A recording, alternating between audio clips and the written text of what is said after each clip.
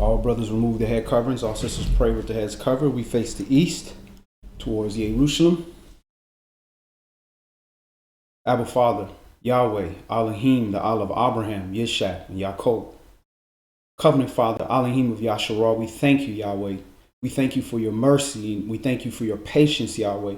And we thank you for the love that you gave us through example, Yahweh. For you gave up your only begotten Son, Yahweh, in order to save us, to give us an example, Yahweh, to show us tough love, to show us also the manner that a husband should love a wife and the way a father should love his family, Yahweh. And we're thankful that you took that much care for us, Yahweh, to make us the apple of your eye, Yahweh, to give us this kind of love and to show us these examples, Yah.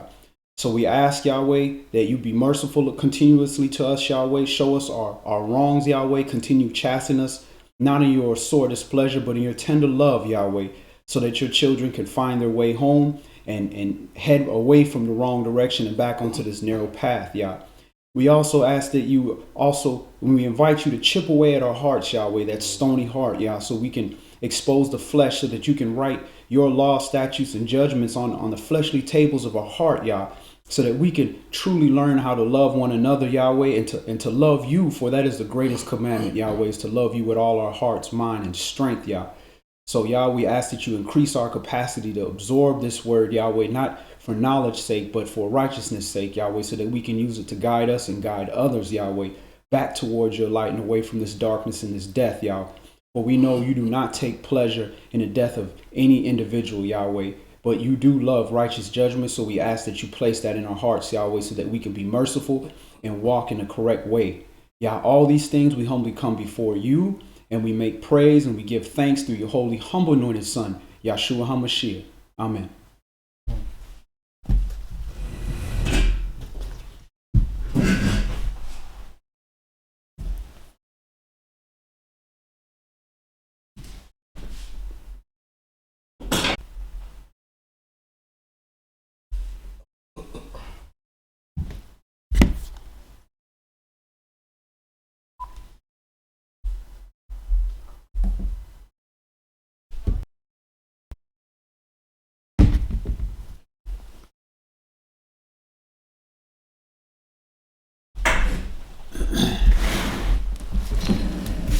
Excuse our tardiness, brothers and sisters. You know, we all coming from off the plantation and trying to get here as fast as we can and get organized. Please don't chalk that up to lack of preparation, because it takes a lot of time for us to get these things together, and we do it on a consistent basis, at least twice a week. So please forgive us if we're a few minutes tardy. But Yah's will be well worth the wait. So, shalom. My name is Yadon Yasharal with my brother YahNatan Yasharal. Shalom. And the title of today's Bible study is True Love. True Love. And I wanted to take this opportunity for us to dive into the scriptures and get what Hebrew love is, what Yah's definition of love, the Creator's definition of love, and how he wanted us to love him, love others, our nations, as well as how to love the strangers as well. It wasn't a command, well, you just love people you like, or your family, or whoever. A lot of times you're judged by how you love the stranger, the person that has nothing to do with you, because anybody can love their loved ones and their family. But also there's this, a Hollywood version of love that we were raised on, where you love somebody, you just, do anything for them and let them do anything. And you just always want to be nice and do all the things that make them happy. What if something that makes them happy is detrimental to their health or detrimental to their salvation? Then really, is that love? When you're just doing things to make them happy, that's love according to these Roman antics or romanticism. Where you would do all kind of wickedness and you killing folks for your, your jealous wife or whatever the case may be. That's not according to the scripture. So we're going to get in here and get a good definition of love, of ahab, according to the Hebrew understanding, and learn how we can apply it to the most important part, which is to apply that to the Most High. That's the greatest commandment. And then once we learn how to apply it to the Most High, everybody else falls up under that umbrella. Everybody else will fit right in the puzzle, because to love the Most High, you have to love his creation. He created all. So let's open up in Bereshit, Genesis chapter 28. Bereshit, Genesis chapter 28. And we're going to start that at verse 1. And I'm not sure what's going on with Facebook, but I'm starting to peep game. It's giving us a little bit of difficulty. The Facebook Live app, it do what I call a pump fake, where you hit live and then start counting down, boop, boop, boop. Then it says live. But then I notice there's no time calculating. So then you sit down and you're thinking that it's streaming, is not doing anything. Then you got to start it over and do it again. And sometimes the Facebook Live streaming app won't even show up. But it'll show up on all the other pages associated with the count, but it won't show up on Israelites Gathered.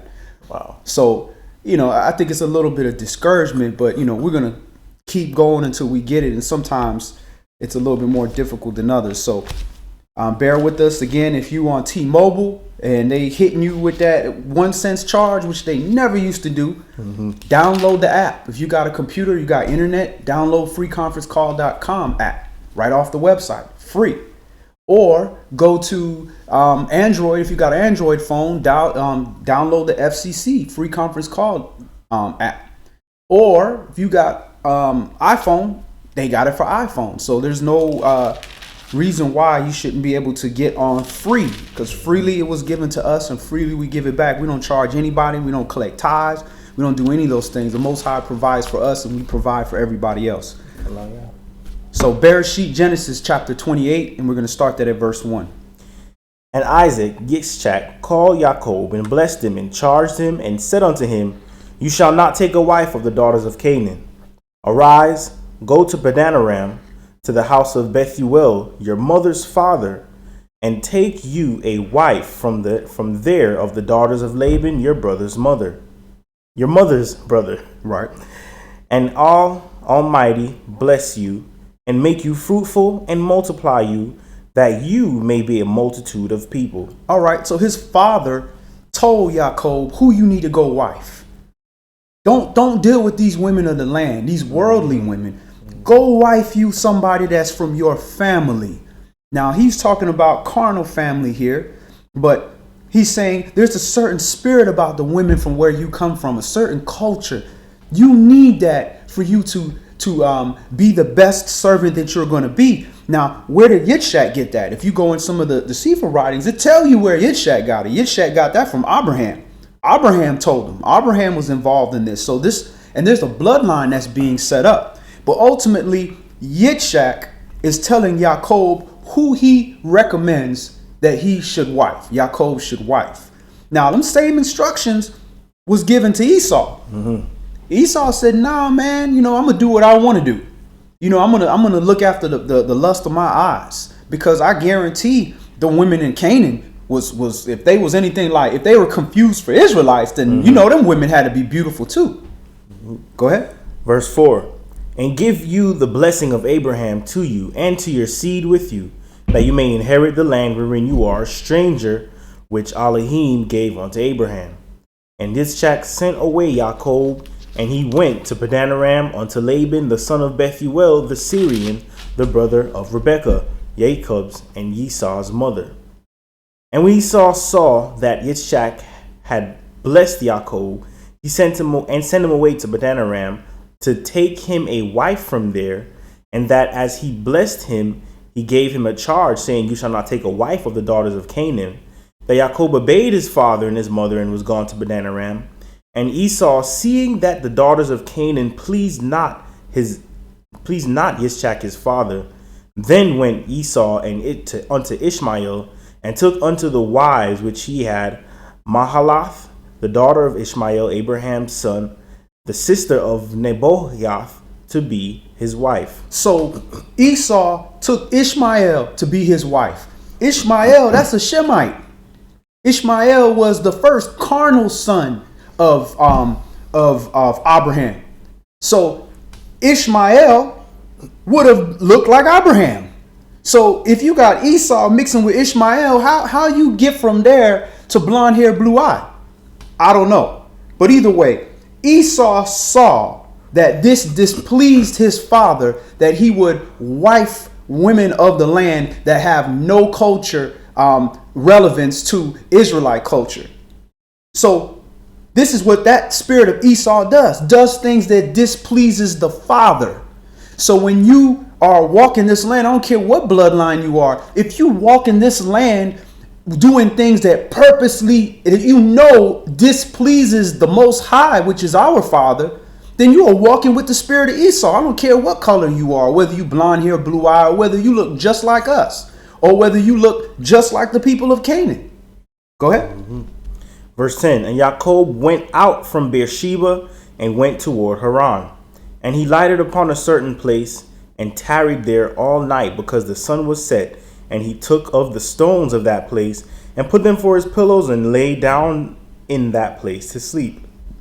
And he dreamed, and behold, a ladder set up on the earth, and the top of it reached to heaven, and behold, the angels of Elohim ascending and descending on it.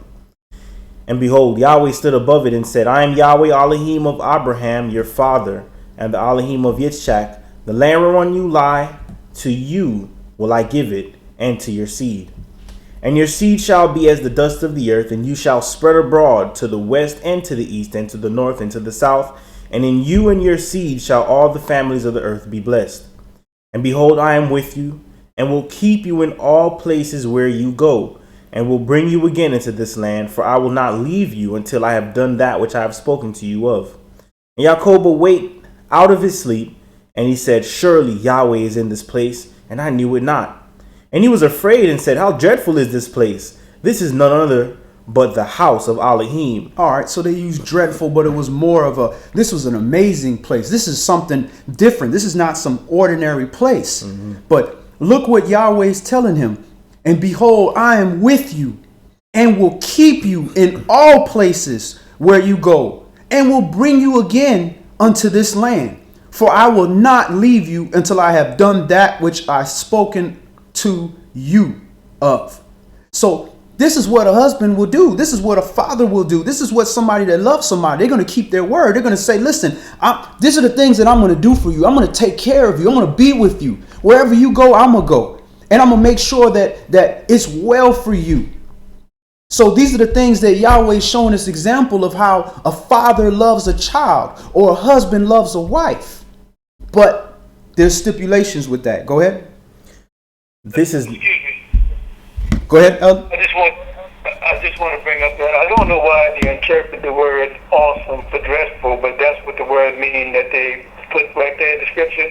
In 17, they said dreadful, but the word means awful. Awesome. Right. And so I don't know how they interpreted it like that or wrote it like that, but that's what the word means. Well, exactly. When you in the presence of Yahweh to those that love him, that's an awesome thing. But if you a transgressor, a covenant breaker, somebody who has no care for the Most High, when the Most High come around, it's a dreadful thing because folks dying. Go ahead. This is none other but the house of Elohim, and this is the gate of heaven. And Jacob rose up early in the morning and took the stone that he had put for his pillows and set it up for a pillar and poured oil upon the top of it. And he called the name of that place Bethel, but the name of that city was called Luz at the first.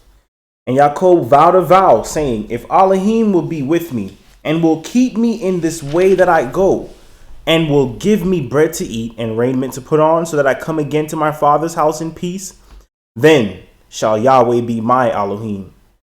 And this stone which I have set for a pillar shall be Elohim's house, and of all that you shall give me, I will surely give the 10th unto you. So that's where your tithe comes from. Everything the Most High gives you, I will give you a 10th of. This, as Israelites, we are sons of Jacob, sons and daughters of Jacob. So this was already promised to us. We get the blessing, but we also get the 10th of everything that we are given, which comes from Yah, goes back to him. So we like to say, well, I put 10% of money in. No, what about 10% of your time? What about 10% of your effort? What about 10% of your works that you do? The credit, everything you do, anything that you do should be towards Yah. And 10% you should know already go to him. Now, it might be easy for somebody to give 10% of their salary, but then you don't give 10% of your time. You can go make some more salary. You can't make any more time. You're only given a certain amount allotted. But you see, Yahweh is making this covenant with Yaakov, and he's talking to him saying, I will do all these things with you. And Yaakov accepted that covenant. Hey, listen, Yahweh, if you will be with me and take care of me and bring me home and look after me and make sure I got clothes to wear and food to eat and everything, then you will be my Elohim. So that's how a covenant works. Both ways. There has to be an agreement both ways, and it has to be mutually beneficial. The Most High didn't have to do that. The Most High created us. He could have just said, look, man, you do what I say, or else I'm going to kill you. Period. I ain't got to do nothing for you. I made you. But instead, he's showing us how you love somebody. Just because you're in a superior role to an individual, because you're a father, or you're the lack of a better word, the Lord, or the Baal of the house, the master of the house, the husband, you have a superior role. That doesn't mean that you lord over your spouse or your children, but you do what's best for them and you lead, and it has to be mutually beneficial for both parties, or else that's not love. You don't want to be in a situation where, the one person is getting everything and you get nothing. Mm-hmm. You don't want to be in that. So why would you want to put somebody in that position where it's not beneficial for them that they're in some kind of relationship with you? Mm-hmm. So let's move on. Let's go to Devarim chapter 10. So this is all the way in the beginning. The Most High is establishing these relationships and how it goes. Devarim, Deuteronomy, chapter 10. So it's already seen that the theme is building that love is not only a feeling, but it's the actions that go with it on both sides of whoever's making this covenant of that mutual benefit. Mm-hmm. It's all about action. It's all about action. Depending on things that people go through can depend on how they feel. You go to some individual and you start treating them nice and telling them different things. They feel like crap. Mm-hmm. They're not used to it. They used to being treated like crap. Mm-hmm. So they don't even know how to react. Their brain has to be rewired so they can accept. You tell a sister, hey, that's a beautiful dress you got on. Or you tell a brother, what I'm saying, hey, that's a nice jersey you got on. And his brother think you sweating him, because he's so full of himself, and he's so egotistical, and that's how I was, egotistical and full of myself, that you can't even take a compliment if somebody's being nice to you. Mm-hmm. Your whole brain got to get rewired because you don't know how to accept love. Mm-hmm. Now, she or he is just showing you love. It should be reciprocated with love according to how you would want to be treated if you know how to be treated. Mm-hmm. If all you know how to do is be treated like crap, and being treated less than crap is love, then that's going to be acceptable to you. But we got to learn how you're supposed to be treated so that you can know how to treat other people. And that scripture from Luke 9 came to mind a lot this week and last week about when Yahshua was having issues with his disciples being a little haughty and stuff. Right. Going around saying, who's the best disciple? It's me. Mm-hmm. But yet at the same time, they weren't able to heal anyone when it was asked at certain times. Right. And you know how Yahshua brought the little kid and was like, if anyone shall be, if you can't become as humble as this child, you cannot inherit the kingdom. And whoever is the greatest among you shall be your servant. Right. Things like that. And what it shows me is that as we get older, we kind of grow in a way that is a response to how the environment is treating us. And a lot of time, the environment is not a comfortable environment. Right. Nor is it one that's convenient to proper character development.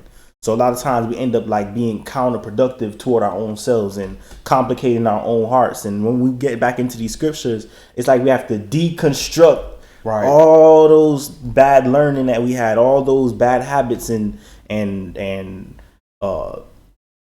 counterproductive attitudes that we had, and decomplicate how men and women alike. We complicated how we how we respond to people, how we act to people, even those who we claim to love. Right. And then we have to like make ourselves back to that simple childlike response to things like, you know, okay, that hurt my feelings. Instead of me pretending like I don't feel it, I'm gonna let you know, like, you know what, I feel a certain type of way about that, you know.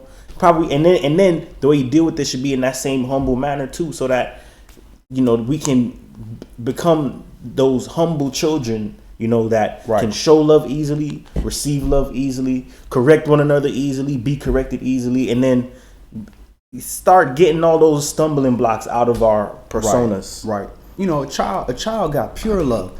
If you have never been loved, have a child. That child will show you love. When that child is hurt, that, you know, when we hurt, we get angry and we, you know, disattach from you and want to hurt you in some kind of way.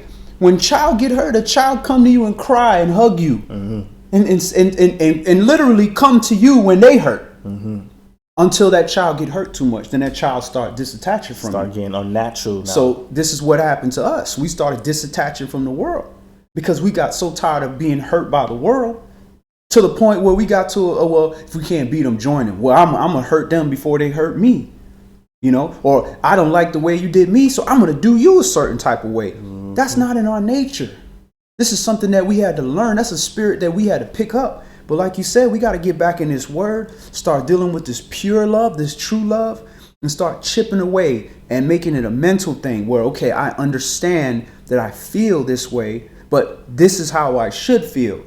So I'm not going to act based upon how I feel. I'm going to act on how I should feel and have faith that I'm going to get elicit the result that I'm trying to get. And Aki, that's maturity, you know, because the immature side of us just wants to, you know, like be very reactive. But when you understand this covenant that we enter with Yah and the lawful ways to respond to things and how He wants us to treat His other creation, then we start being a lot more reflective and respond appropriately to things instead of just letting that carnal. Because there's good things to being childlike, but at the same time there's that spoiled childlike behavior. You know, we want to be childlike, but not childish. Exactly. Saul said, "When I became a man, I put away childish things." He didn't say childlike things. Correct. All right, Devarim, Deuteronomy chapter 10, and we're going to start this at verse 1.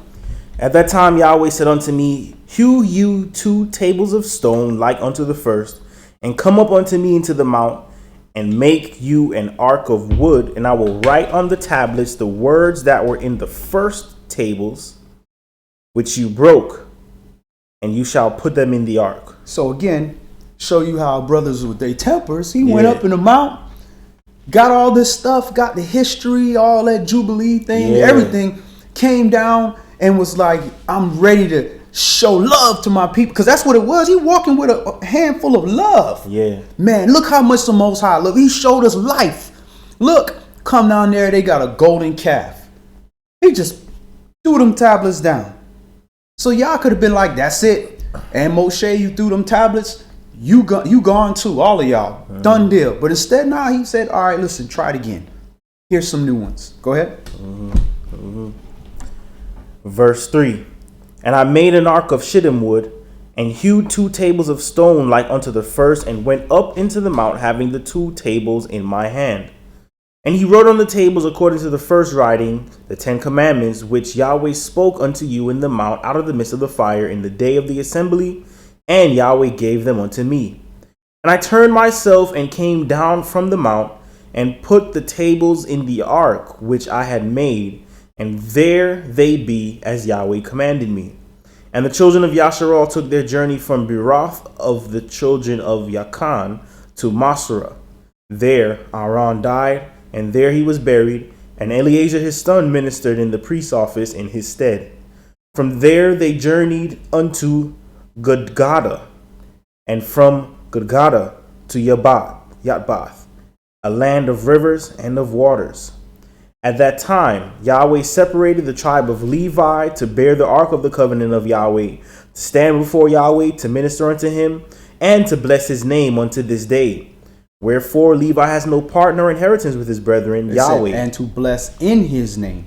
unto this day. Go ahead. And to bless in his name unto this day. Wherefore Levi has no part nor inheritance with his brethren. Yahweh is his inheritance, according as Yahweh your Elohim promised him. And he's blessing in his name because Levi is giving the service of the law. He's performing the works in the temple, and he's also, the tribe of Levi is approaching near unto Yah. That's a blessing to be able to be like an intercessor and to come in between Yah and the children of Yasharal and to do this works. And that's what we do. When we bless in his name, we doing these works for the children of Yasharal, for our nation. Go ahead. Verse 10. And I stayed in the mount according to the first time, 40 days and 40 nights. And Yahweh hearkened unto me at that time and Yahweh would not destroy you. And Yahweh said unto me, Arise, take your journey before the people, that they may go in and possess the land which I swore unto their fathers to give them. And now, Yasharal, what does Yahweh your Elohim require of you, but to fear Yahweh your Elohim, to walk in all his ways, and to love him, and to serve Yahweh your Elohim with all your heart and with all your soul, to keep the commandments of Yahweh and his statutes as I command you this day for your good. All right, so Yahweh said, okay, I did all these things for you. Now, this is what I require of you. I'm not just, I love you, but I'm not just going to love you for nothing, for no reason. There's going to have to be there has to be a two-way street. This is what you need to do for me. And it's not a suggestion. This is what I require. If you don't meet the requirements, you don't qualify. So this is what I require of you. But to fear Yahweh your Elohim, to walk in all his ways, and to love him, and to serve Yahweh your Elohim with all your heart and with all your soul. Now, here's the tricky part. It's all your heart and all your soul. Everybody doesn't have the same capacity. Some people have a greater ability, greater gifts, more knowledge, better endurance, whatever the case. Everybody can't run the 1800 meter race or 2600 meter race and finish at the same time. Some people have more ability than others or more desire. So you're going to be judged not based upon how fast you finish according to the other person. Well, how fast did you finish? Did you finish according to what you were given? And this is why we can't judge people and say, oh, that person sucks. He can't do this. He can't. You don't know. That person could be that could be a wicked person that's doing everything in their power to be righteous. And they endured through their own wickedness where they hated themselves and it brought them that far. And now you didn't do half the things they did a whole bunch of works for yourself, but did it in Yahweh's name, but could have done even more. Look at the parable of the talents. You had one dude got 1 talent. Other dude got 2. The other one got 5. The one that had 5 came back with 10. The one that had 2 came back with 4. And then the one buried his. The one that had 10 could have said, look, man, I came back with 7. That's more than everybody else. But no, he came back with 10.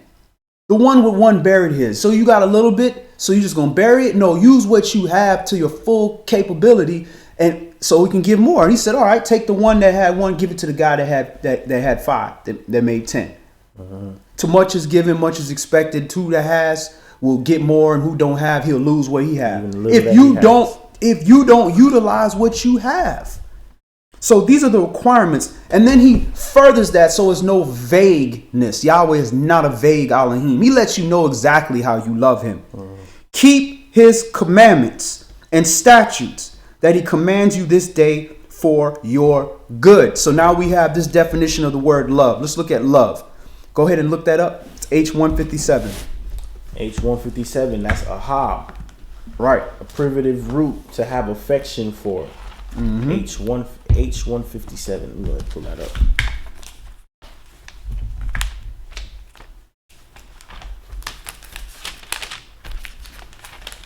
H157. That's why we say Rabba Ahab, much love to each other. Or Rahab, Ahab, a primitive root to have affection for, sexually or otherwise, beloved, lovely, lover, like, and friend. Right. So when somebody says he was a friend of Yah, he was a lover of Yah. He loved Yah and Yah loved him. That's what made him your friend. This is why we don't call everybody our friends. You got associates and then you have friends. Friends show you love. Associate has a mutual benefiting situation with you. They need you. You work together. You have some kind of working relationship. You get along, and it could be your associate can become a friend. But you can't call everybody your friend because everybody don't have love for you. Everybody doesn't know how to love you. And just because somebody is around you for multiple odd years, all it takes is for situation and circumstance to show up where they feel like they don't need you anymore. And when they feel like they don't need you anymore, that's when you find out whether you got an associate or a friend. And don't get it twisted. That associate or friend applies to family too. Some family is associated with you because y'all got the same last name. Some is associated with you because they're your friend. They love you and they become your family. And who is my family? Those who keep the commandments. That's right. To do the will of the Most High. That is my mother and my brother. Go ahead. Brother, could you spell Ahab? Sure. Ahab is spelled Ahab. And the Strong's number is H157. Ahab. A primitive root to have affection for, sexually or otherwise, beloved, lovely, lover, like, friend. Go ahead, Ak. Verse 14. Deuteronomy chapter 10 and verse 14. Behold, the heaven and the heaven of heavens is Yahweh's, your Elohim, the earth also with all that therein is. Highlight that right there. That's a jewel right there. Yeah, it is. Behold, the heaven and the heaven of heavens. It's giving you how many heavens there are. You have the heaven, your sky. You got the heavens, which is space. And then you have the heaven of heavens, which is the third heaven where Yahweh resides, above the waters and waters above the water, all the way where you can't get to. Man says that he's been in the heavens, which means he's been in space. I don't believe that. And also, brother, there's another jewel in that same verse too, where it says the earth also with all that therein is. And you know, you have a lot of non-believers out there, but how can you just suddenly wake up and see all these things? You living, breathing, you growing, your body is doing things you don't even understand. When it's time for the hairs on your body to turn gray, it's gonna turn gray with or without you, whether you want it or not. Right. You know, when it's time for you to grow and get taller, and for your arms to stretch, your body's doing stuff that you have no idea it's doing. Right. So that's just like one day you just get up and you in a Ferrari and you're like, oh, wow, this thing can do 160. And you just claim it for your own self. Right. But here you have a confession from the Elohim of all creation himself saying the heaven and the heavens of heavens belong to me. And the earth also and all that therein is. And what he has done is that in order to protect you from being destroyed, because you are doing you're born and doing all these things to transgress against him. And then if you are in his presence, as we have seen, mankind has a tendency to just rebel against all command and rebel against any instruction.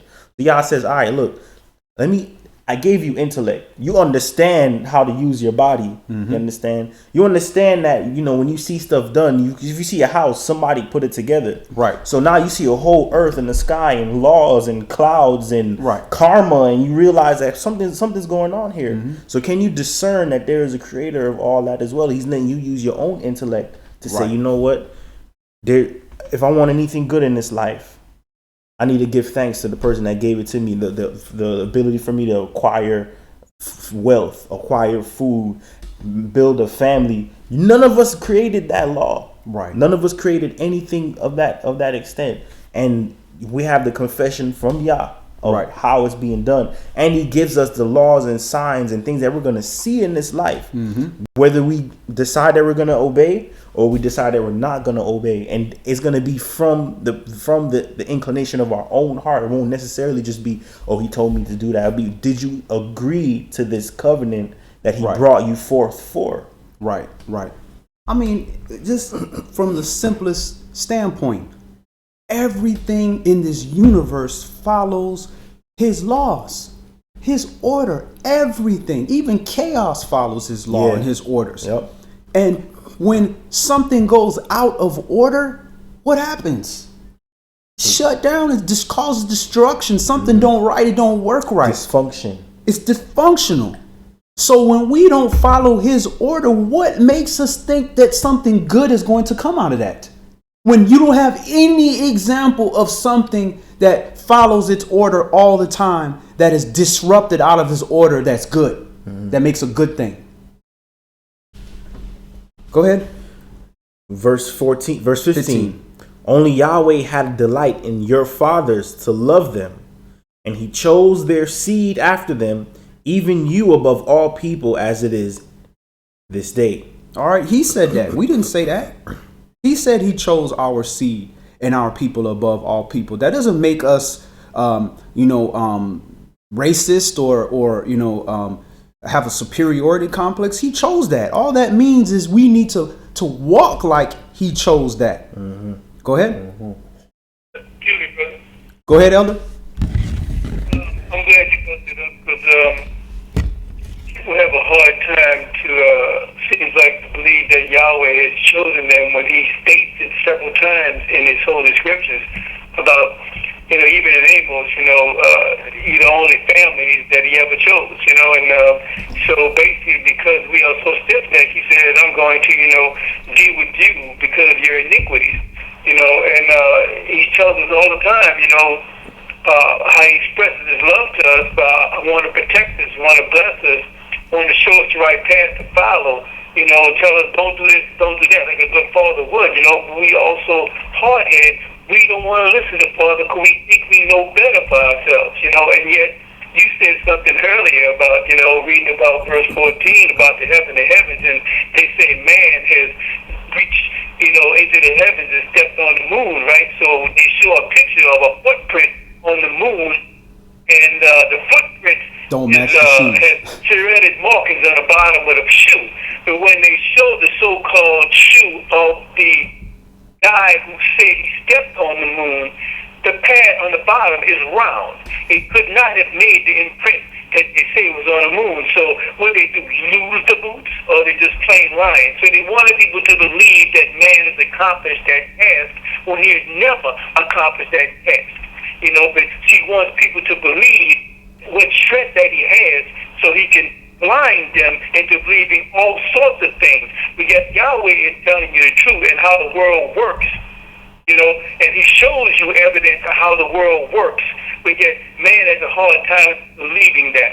See, this is why I'm glad that, my brothers are able to try and get the best truth they can possibly by Yah, to have people understand that Yah does love his children and he makes a way for his children, but he wants them to be obedient so he can bless his children. And they need to learn how to stop believing in the falsehood of these pulpit people that try to teach this word only for their own ill-gotten gains. Right. Fitting the truth. Right. And it all comes down to ahab, to love, to understanding how to love. That's the only way we'll ever have peace, is if everybody's loving each other. That don't mean everybody getting along and everybody not having disagreements. No, everybody has certain laws and order that they follow, because where personalities aren't going to change. Some people have more laid back. I see it with my own children. Each have different personalities and certain things mix well. Like you said, what was it? Simeon and Levi. And Levi, that's a bad mixture. They'll set the whole place on fire. But when you're following the laws of love, then you're not going to let your emotion cause disorder or disarray, because you're going to say, I feel this way, but I love you. Mm-hmm. Go ahead. Verse 16, Deuteronomy chapter 10 and verse 16. Circumcise therefore the foreskin of your heart and be no more stiff-necked. For Yahweh your Elohim is the Elohim of Elohim and sovereign of sovereigns, the great El, a mighty and terrible, which regards not persons nor takes reward. He does execute the judgment of the fatherless and widow and loves the stranger in giving him food and raiment. So he loves the stranger. So if he loves the stranger and like you brought up, the heavens of heavens and the earth also with all that therein belongs to him, then who are you to mistreat any of these things and not show love according to the love that he prescribed us to show? Who are we to do that? Who do we think we are? Now, if I got an old beat up car in my driveway that I don't care about, it's mine. I do whatever I want with it. I bought it. I paid for it. It's mine. I can do whatever I want. But if it ain't mine, who am I to take somebody else's car and smash it up and be That's like, true. You know, hey, yeah, I'll just cause I have it in my yard. I can do whatever I want, destroy somebody else's thing that's hurt somebody else's feelings. Mm-hmm. Brother, that reminds me of Yeshua's words, you know, when he says, when did I see you hungry? When did I see you starving and didn't give you anything to eat, or naked and didn't clothe you? He said, when you did it to the least of these, you did it unto me. And because we're respective of persons, we like to see people that have status. Right. You know, people that have money. For some reason, those are the only people we regard and have respect to and bend over backwards for. Right. But we don't see that he's just as available and just as attentive to that the poor and the stranger and those who we usually go ignored. You know, he's not partial. He's not gonna say, oh, you know what, that guy is rich and he's the leader of the whole country, I'm gonna pay all my attention to him. Right. No, he's paying attention to the guy that's sleeping under a bridge as well. Right. So we definitely have to be careful of how we're judging who is important in our life and who's not, and who we're gonna show attention to and who we're just gonna ignore. Right. There's no partiality in Yah, and that same thing, he doesn't want that same partiality in our own hearts. Right. Right. Go ahead, Op. Verse 19. Love you therefore the stranger, for you were strangers in the land of Mitzrayim. That's a commandment. This is Deuteronomy. This is Devarim. Mm-hmm. Love you therefore the stranger. Why? Because you were strangers in the land of Egypt. Treat people the way you want to be treated. You saw how them strangers treated you in their land. They was cool with you when you was just a little bit, but as soon as you started to prosper in their land, they hated you. They treated you like crap. So you don't be like that. It didn't say, you know what, hate them strangers because you remember how they hated you? Remember how they did you? Mm-hmm. It didn't say that. Look, you are different. I chose you above all these other people. You the example. Go ahead. Mm-hmm. Mm-hmm. That reminds me of Yeshua again. You know, just like anytime they say, Master, what's the greatest commandment? Right. Or how should I enter the eternal life? He said, keep the commandments. They're like, which ones? And he'll just rip some commandment out. Not even necessarily 10 commandments. When he told you, love your neighbors, you love yourself, that's not necessarily one of the 10 commandments, but it encompasses it. So he could have just said, love the stranger, for you are strangers in the land of Mitzrayim. He could have said that as well. Right. Right. Specific instruction, so they don't give you right to mistreat anybody, especially your people. Mm-hmm. Go ahead. You shall fear Yahweh your Elohim, him shall you serve, and to him shall you cleave and swear by his name. He is your praise, and he is your Elohim, that has done for you these great and terrible things which your eyes have seen. Your fathers went down into Mitzrayim with 70 persons, and now Yahweh your Elohim has made you as the stars of heaven for multitude. So you went into Mizraim with 70 people and grew into a nation. That's blessing. That's the fruit of your loom that was blessed. Let's go to YahNatan chapter 14. John chapter 14. Because, you know, like you said, you can't talk about love without talking about this word, without talking about the Mashiach. Mm-hmm. And I'm not ashamed of that at all. You know, If you ashamed of me, I'll be ashamed of you in the presence of heaven and angels. Hey, and he be like, such and such. They call him up for the judgment. And y'all should be I can't believe I died for this fool right here, man. All these chances, man. You know how merciful I was to this dude, and no matter how many servants he killed. Man, I'm embarrassed that he even called by my name. Can you imagine Yeshua being embarrassed? Your heart, you probably die right there. You probably catch a fire right there before you get in the lake of fire. That's what that weeping and the gnashing of teeth. A perfect man is ashamed of you? Man, I remember how it was. I probably should go into too much business, but when I was young, I stole these. Just telling my age, some Sean Kemp's. Mm-hmm. These Sean Kemp shoes. Stole them out of Mervin's. had money, just, I don't know, it was just an evil spirit was over me. And I stole it. And the security called me and they got me, whatever. They called my parents because that's their money. They say, when they catch kids, they say, okay, we can put them in jail, but we ain't making no money like that. Call their parents, and if their parents got some money, we can shake them down for some money. So they called my parents and had us fill out these forms. And my mom came and she just looked at me and started crying. Oh, man. And I was, I was supposed to be this thug, teenager or whatever. I couldn't even compose. I turned into like a little baby crying because my mom was ashamed of me. Yeah. So that's just my mom. Imagine the Mashiach, and imagine your salvation is tied to this. We need to think about that when we do the things that we do that will cause him to be ashamed, because the adversary, the devil's pointing fingers right at you. You see, look at him. That's the dude that's who you gave your spirit to. Look what he did with it. But y'all can't forgive me because I done messed up creation. But you forgive that. Look what he doing. Look what he doing. That's your boy, right, Yahshua? That's your boy. And that's your body, right? Matter of fact, you did that. You did that, Yahshua. Because look, that's your body right there. We don't consider that. Brother, it comes again full circle.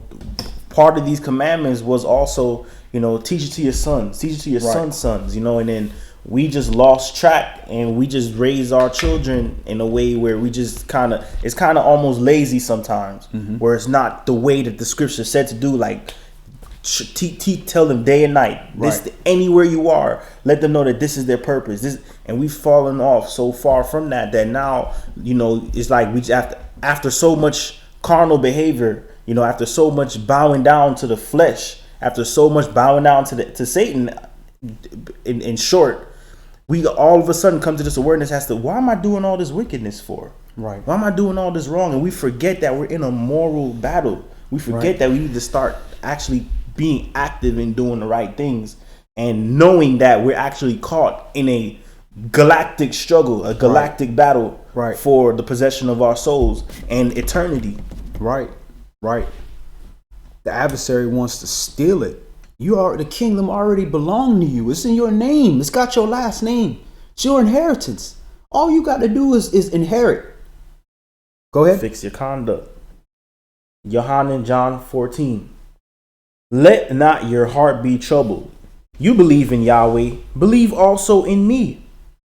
In my Father's house are many mansions. If it were not so, I would have told you.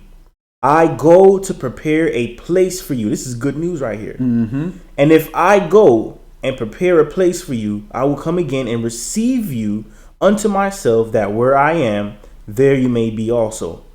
And where I go, you know, and the way you know. Thomas said unto him, Master, we know not where you go, and how can we know the way? Now, this is the Mashiach speaking unto his bride. Look, man, you believe in my Father, believe in me too. Look, man, my pop's got a huge mansion, many rooms, man. Listen, I'm coming back for you. When I come back, I'm going to take you into my house, and you're going to have a place for you. Wherever I go, you there. You my rib. You're going to be my side. This is the bride of the Lamb. This is good news. This is what we living up to. Not in some old earthly, homo type of understanding. We're talking about spirits here being married and becoming one. And he's got many mansions. Many of them. Go ahead. Verse 6. Yahshua said unto him, I am the way, the truth, and the life.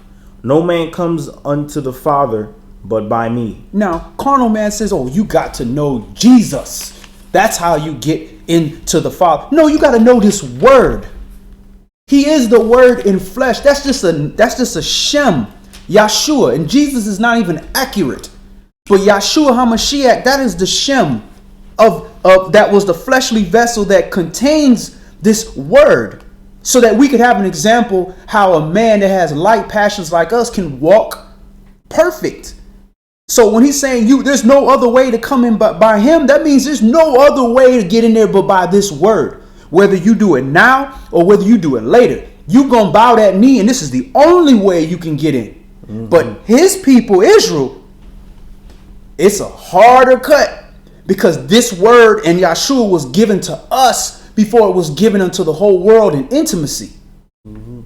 Brother, what this reminds me of, Israel in the wilderness, when the snakes had bit them and all that. Basically, they sinned against Yahweh. They sinned against Yah's original plan for saving them or redeeming them, so to speak. So Yah's like, look, I can't let y'all keep ruining my name like this. I'm going to have to create a way for you to still come into this promise that I have for you. So he said, Moshe, look, make this brazen serpent. And because Yahweh could have healed them by himself, but he said, no, I'm not, I can't. And it's in Isaiah, your sins have separated you from me. So he came and he's with them, and then over time, you just see Yah he has to keep doing different. So, hey, just hit the rock. Y'all could have just appeared water, rained bread. But every time they keep sinning, they keep making a greater and greater gulf of distance between them and the Most High. So then it's almost like when a guy is at a job, he commits a felony or whatever, you know, this is a worldly sense. Commits a felony. Now he can't get a job. He can't just walk in anywhere. So they want to make a way for you to, okay, let's make a program so that we can get these felons back employed. You understand? So here, come to this diversion program, or come into this rehabilitation so we can reintroduce you back into society with a clean slate. You understand? So if the carnal world knows how to do that for a regular worker, what about Yahweh and redemption? You understand? So when he says no man can come to the Father except by me, your sin, Isaiah already says that your sins have separated you from the Almighty. But he had already had, you know, that lamb in the thicket. He already knew you was gonna be like that. He already knew. So it was prophesied from the beginning that he knew my creation is gonna do this. I've given them that capacity to sin, and the thing is that they're more inclined to the sin side. But the holiness aspect takes work and focus, and it takes meditation. It's harder work. And a lot of times people are just lazy. That's why he's called them lazy and wicked servants. You understand? But those who are full of works, good works that multiply their talents, he wouldn't receive them. But if you started off in sin, you're always like, all right, look, I got this diversion program. It's called Yahshua. You understand? And he listened to me. And if you follow all Yahweh did with that brazen serpent is raise it up to the people, and they became conscious of what caused them to fall in the first place. And there's even more to develop as far as how did that work, you know? How would it looking at that brazen serpent? Because someone else might call it idolatry, and it turned into an idol later on. But at that particular moment, it was Yahweh used it to grant healing to those who were obedient to submitting to that brazen serpent that was raised up. So Yeshua is pretty much the same thing. Yahweh's diversion program. You know, get your washing, get baptized, go in the water, all of that, and you're resurrected. And he said, all right, I'll take that stony heart out of your flesh and give you a heart of flesh. Go ahead. Verse 7. If you had known me, which is Yeshua, if you had known me, you should have known my Father also. And from henceforth you know him and have seen him, because you've seen Yeshua. Philip said unto him, Master, show us the Father, and it suffice us. Yeshua said unto him, have I been so long time with you, and yet have you not known me, Philip? He that has seen me has seen the Father. And how sayest you then, show us the Father? Believe you not that I am in the Father, and the Father in me? The word that I speak unto you, I speak not of myself, but the Father that dwells in me, he does the works. Believe me that I am in the Father, and the Father in me, or else believe me for the very works' sake. So you can't idolize him. He told you point blank. Believe you not that I am in the Father, and the Father in me? These words that I speak unto you, they're not myself, but it's the Father that dwells in me. So don't idolize me. He's letting you know point blank, we chose to idolize him, and he wouldn't allow it. He would not allow it. And right there is ringing in my head, and Moshe's words, a prophet like unto your brethren shall I raise up unto you, him shall you follow. But Yeshua is even in a greater capacity than just a prophet. He was directly sent of the Most High as the sacrifice, high priest, intercessor. What did Moshe do? Several things, just a few things. One, he spoke face to face with the Father. Yeshua spoke literally face to face with the Father. Moshe face glowed. Yeshua glowed. You know, Moshe gave the law. The law was Yeshua. He was the law. He was so a prophet, and he's both of them is Israel. So he's saying a prophet like unto him, somebody that talked face to face. He don't talk face to face with any other prophets. The only people he talked face to face with was Moshe and Yahshua. Period. So when he say he talked to prophets, what he say? In a vision or a dream. Look how he talked to Yaakov in a dream. So he's letting you know, like unto me, he's giving you, because all this was already done. Go ahead. Verse 13. Oh, verse 12. Verily, verily, I say unto you, he that believes on me, the works that I do, shall he also do, and greater works than these shall he do, because I go unto my Father. So if you believe in the Mashiach, then the works that he did, you gonna do. So Yahshua kept the commandments. Yahshua loved his people. Yahshua blessed the strangers. And Yahshua kept the Shabbat and the holy days, all those different types of things. So if you believe him, you'll do those things. And it says, greater works than these shall you do. Because he was converting people. He was walking on water, taking gold out fish's mouths. And he's doing all kind of miracles, spitting in people's eyes, healing blind, doing all. Man, we some old dirty, rusty, crusty, sinful men walking up to people, talking to them. And people inspiring, helping to inspire, and being the vessel which is used by Yah to cause somebody to repent. That's a miracle. Man, I ain't walked on water. I might have made 2-3 steps on water and sank like everybody else. But these are the greater things. And we're doing this without ever having seen any of these miracles, believing it, have being trained and taught all this foolishness, but we believe in this. That's greater things. Why? Because he was his father. So now the spirit wasn't all contained in the Mashiach while he was in the flesh. So now he's in heaven, so he can, you here, go. Go ahead. Verse 13. And whatsoever you shall ask in my name, that will I do, that the Father may be glorified in the Son. If you shall ask anything in my name, I will do it. If you love me, keep my commandments. Okay, so if you love Yahshua, to have affection for, to be a friend of Yahshua, then you will keep his commandments. And what are his commandments? What is Yahshua's commandments? To keep his Father's commandments. He said, look, I just told you, these words are not my words. So his commandments naturally is what his Father's commandments were. He don't have some different commandments. He don't have any words. And furthermore, what happened when he said, I have some stuff that I would like to tell you, but I only gonna do my Father. I can't do my Father's right. will, not you my know own. what? I have some that I would, but I'm gonna go ahead, honor your father and your mother. You love your neighbor like yourself. I'm gonna stick with those things. Go ahead. The Facebook had a issue, so I'm leaving the link so that people can follow along live on the YouTube.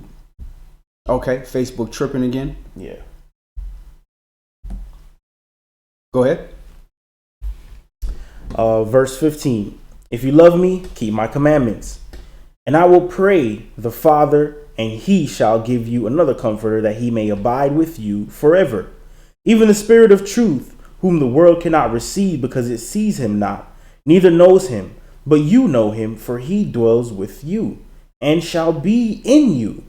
I will not leave you comfortless. I will come to you. Yet a little while, and the world sees me no more. But you see me, because I live. You shall live also. At that day, you shall know that I am in my Father, and you in me, and I in you. He that has my commandments and keeps them, he it is that loves me. So he told you point blank, if you love me, keep my commandments. And he that keeps my commandments is who loves me. There's no loophole. There's no way around that. Go ahead. And he that loves me. And he that loves me. This is verse 21 still? Yeah. He that loves me shall be loved of my Father, and I will love him and will manifest myself to him. Yehuda said unto him, not Iscariot, Master, how is it that you will manifest yourself to us and not unto the world? Yeshua answered and said unto him, If a man love me, he will keep my words, and my Father will love him, and we will come unto him and make our abode with him. He that loves me not keeps not my sayings, and the word which you hear is not mine, but the Father's which sent me. So he talking to the disciples like they stupid. Over and over. Look, he who loves me keeps my commandments. Keep my commandments if you love me. Man, if you don't keep my commandments, you don't love me. And these commandments are not mine. These are my Father's words. I didn't say this. This is my Father's words. So he's taken any gainsaying out of you. There is no way to the Father but through the Son, which is the Word.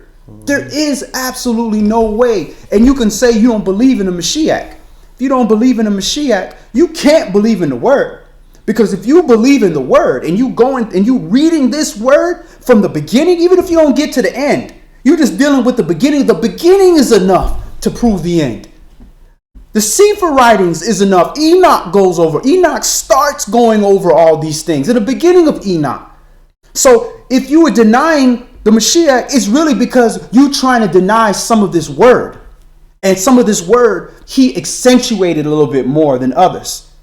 Because he tried to put the weightier the matters up front. So that's what you really rejecting. You're rejecting the Word. You're not rejecting the man who contained that spirit. Go ahead. Verse 24, He that loves me not keeps not my sayings, and the word which you hear is not mine, but the Father's which sent me. These things have I spoken unto you, being yet present with you. But the Comforter, which is the Ruach Kodesh, Holy Spirit, whom the Father will send in my name, he shall teach you all things, and bring all things to your remembrance whatsoever I have said unto you. So the Comforter, which is the Holy Spirit. And the Holy Spirit is the Spirit of truth. You can read that in another section. So when he says, I'm going to send the Comforter unto you, I'm going to send his Holy Spirit unto you. He said, I'm going to send you the Spirit of truth. I'm going to send you an understanding of this word so you know how to depart from evil. So you can help people. So you can help yourself. That's what I'm going to send to you. Not some ham shama lama lama lama lama, some mama say mama sama makusa, or running up and down, bankhead bouncing and doing that. Ain't what truth is that? How they help anybody?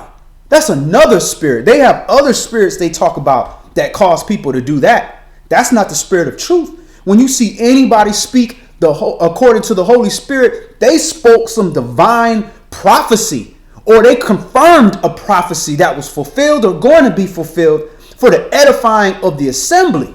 That's the Holy Spirit. And when people spoke in tongues, they spoke a language that somebody else could interpret. What good is communication? You communicating, nobody understands what you're communicating. That's confusion. And that's babble. If anyone wants to know how that modern one came from that movement, early 90s, called the charismatic movement, where they just started the sporadic, everything became emotionalized instead of being rooted and grounded actually in obedience to Scripture. Right. That's our people from ancient times. Yeah, one dude walks up with a helmet with horns in it. Yahweh said you're going to bore through the you're going to win. Yeah, just is there any prophets of Yahweh that can come and speak? Yeah, just that one dude, Makah. But every time he come around, he telling me the truth. I mean, he telling me bad news. Go ahead. Verse 27. Peace I leave with you, my peace I give unto you, not as the world gives, give I unto you. Let not your heart be troubled, neither let it be afraid. I'm going to have to remember that part. Let not your heart be troubled, neither let it be afraid, knowing that you're in his hands. Right. You have heard how I said unto you, I go away and come again unto you. If you loved me, you would rejoice, because I said, I go unto the Father, for the Father is greater than I. And now I have told you before it come to pass, that when it is come to pass, you might believe. Hereafter I will not talk much with you, for the prince of this world comes and has nothing in me. And that's what this word is for. I have told you before it come to pass that when it come to pass, you might believe. So I'm telling you, thou shalt not kill. When it's time to kill somebody, I ain't gonna kill. Thou shalt not steal. When I'm feeling like stealing, I'm not gonna steal. This happened in advance. Oh, I know. I believe. Nah, shouldn't do that. It's not gonna be well with me. And then when you do that and it don't work well for you, you believe because he told you in advance. That's what this word is. You're given things in advance. A lot of this study and things that we do are not necessarily for things for right now. But one day he's going to call these things to remembrance so you can depart from evil, which may very well save your life or the life of your nation or the life of your brother or your sister or your mother or somebody. This is why these things are given in advance. And what did he say is the spirit of prophecy? Testimony of Yahshua. The testimony of Yahshua. The testimony of this word. Not his words, his father's words. Brother, what this reminds me of is when Yasharal went to the prophet Samuel and would ask for a leader, asked for a king. And you could see the contrast. When they asked and requested a king, it was outside of Yah's order. Yah was like, I am your king. Right. But Yah was like, you know what? What he's going to allow is for these people to understand their own folly. Right. And understand where they've gone wrong until I come and appoint the rightful ruler upon them. So he told them the manner of king that we're going to have. He's going to exact taxes from you. He's going to take your daughters and sons to be confectionaries. He's going to have one of them run in front of their chariots and take the goodliest part of your feet. Like, extort you. He's going to exploit and extort you. He might even kill you and take your wife away. You never know what this king is going to do. You understand? But then Yah has come to manifest what true kingship is in his own son. And then wrapped it into our redemption as well. Like, look, ever since Yah asked for a king, you have never been right before me. Ever. Right. Let me reconcile you back unto myself. Here is the one that shall lead you. This is the one that shall be upon you. And I'm going to put my spirit within him at a greater capacity than any prophet that has walked on the face of this earth. Right. And to him shall the gathering of the people be. And whoever does not is gonna have to pass under this rod. And if you don't, you're going to get hit with the rod. Yeah, you want another head? Go ahead. Take that head, see what happens. But this is what's going to happen to you because you're doing wickedness. Then he comes back and say, look, let me be your head. All right? But if you want me to be your head, you're going to have to come back under this household. And you're going to have to follow these rules that I set so I can bless you. I can't bless you out there. I bless you out there. I'm destroying you. But I'm still here. I'm still merciful. But he let Israel learn his own lesson. That's what he did. He kicked him out of his house and said, go ahead, do what you think. That's what you wanted. You didn't want to be here. Because if you wanted to be here, you would have kept the rules of this house. You never had it in your heart to be here. So fine, go be where you need to be. I already know what's going to happen. Go ahead, finish that up. Verse 29. And now I have told you before it come to pass that when it's come to pass you might believe. Hereafter I will not talk much with you. For the prince of this world comes and has nothing in me. But that the world may know that I love the Father. And as the Father gave me commandment, even so I do. Arise, let us go hence. You know what? That last verse right there, if I had some last words to say, that would what I would want my last words to be. But the world may know that I love the Father, and as the Father gave me commandment, even so I do. I would want those words to be said. I would want to be able to say that in truth. That look, you can say whatever you want about me, but my Father gave me commandment, and I did everything He asked me to do. So let's go. I'm ready to go. Because that encompasses everything, every aspect of your life. He pretty much said, I'm not going to be like the king that was put up before you of your own election. I'm going to have to actually die and sacrifice my own life to be placed over you. Right. To bring you all redemption and resurrection from the dead. Dawid didn't bring you that.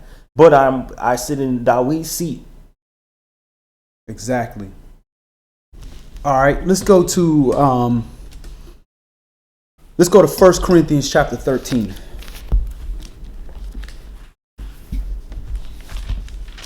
So now we're gonna get some more specifics on love and the duty of love. Long live the king.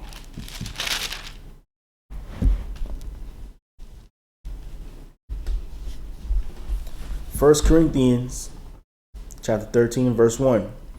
Though I speak with the tongues of men and of angels and have not charity, I am become as a sounding brass or a tinkling cymbal. Have not love, I am become as a sounding brass or a tinkling cymbal. Go ahead. And though I have the gift of prophecy and understand all mysteries and all knowledge, and though I have all faith so that I could remove mountains and have not charity, I am nothing. If I have all that, can remove mountains, and I don't have love, I got nothing. It's purposeless. Haven't I done all these great works, but you didn't love me? You didn't love me because you didn't keep my commandments. Get away from me, you worker of iniquity. Working of iniquity is lawlessness, breaking this law. That's not love. Go ahead. And though I bestow all my goods to feed the poor, and though I give my body to be burned, have not charity, love, it profits me nothing. Love suffers long and is kind. Love envies not. Love vaunts not itself, is not puffed up, does not behave itself unseemly, seeks not to her own, is not easily provoked, thinks no evil. Rejoice not in iniquity, but rejoices in the truth. Bears all things, believes all things, hopes all things, endures all things. Love never fails, but whether there be prophecies, they shall fail. Whether there be tongues, they shall cease. Whether there be knowledge, it shall vanish away. For we know in part, and we prophesy in part. But when that which is perfect is come, then that which is in part shall be done away. All right. So love is constantly thinking about somebody else other than itself. Love does not envy, doesn't compete with what it loves. It loves it calls it a her. Does that mean it's a female? No, it's a female type energy. It yields. When you deal with the African understanding of motion and movement, you have masculine motion and you have female motion, which is male energy and female energy. Male energy delivers, female energy brings in. But what difference does it make if this is the direction you're trying to go, that direction? Whether you go that direction or you bring in that direction. Either way, it's going in that direction. So it's using love as a female energy. That's why some of the first love that we learn is from our mothers. The way they love us and they just give everything for us and do things for us. Well, this is how love is supposed to be, not just for your lover, but your friend. Ahab also means friend, your family, the stranger. This is how we're supposed to deal with them. And another jewel right there is we know in part and we prophecy in part. So if you know that we know in part and you know we prophecy in part, how can you cut somebody off because they don't understand what you understand? You know for a fact that you don't got the whole understanding. So what do you know? How do you know the piece that they have isn't what you're missing? Pride and arrogancy. That's what that is. Go ahead. Verse 7. Bears all things, believes all things, hopes all things, endures all things. Love never fails, but whether there be prophecies, they shall fail. Whether there be tongues, they shall cease. Whether there be knowledge, it shall vanish away. For we know in part, and we prophesy in part. But when that which is perfect is come, then that which is in part shall be done away. When I was a child, I spoke as a child, I understood as a child, I thought as a child. But when I became a man, I put childish things away. For now we see through a glass darkly, but then face to face. Now I know in part, but then shall I know even as also I am known. And now abides faith, hope, love. These three, but the greatest of these is love. All right. So even Saul's letting you know, look, man, we see through glass darkly. So when you look through dark glass, you can kind of see similitude and you can kind of see a shadow of something, but you're not seeing the true thing. So how are you going to judge somebody by you looking through this dark glass that you're looking from? You're not given that capability. All you're told is how to escape from certain things and how to regurgitate the words that we were given. Leave that judgment for the judge, the only one who's qualified to judge. We will be made. Now, when we see everything, as the way we are seen, now we can judge. But we're not there yet. We don't have that capability. We still knowing in part. You want somebody judging you that got, okay, I see that, you killed this man. Guilty. But wait, there's more right here. The man tried to shoot 10 people at an airport. I jumped in front of the way and took a bullet. He walked up and tried to kill me. The gun jammed. I took the gun and bashed his head open. But you killed the man. No, you want the whole story. So how are you going to judge somebody knowing you ain't got the other side of that paper or 15 other pages behind it? 1,500,000 and infinite pages behind it you don't have. You didn't seek diligently. Mm-hmm. Let's go to Ephesians chapter 5.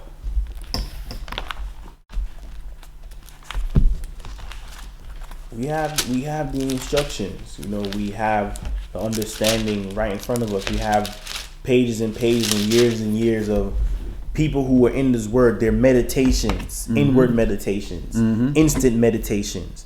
Now it only comes down to just applying it and applying that love that we claim to have. Right. And that we're being admonished to apply. Ephesians chapter 5 and verse 1. Be you therefore followers of Elohim as their children, and walk in love as Mashiach also has loved us, and has given himself for us an offering and a sacrifice to Yahweh for a sweet-smelling savor. But fornication and all uncleanness or covetousness, let it not be once named among you, as becomes saints, neither filthiness, nor foolish talking, nor jesting, which are not convenient, but rather giving of thanks.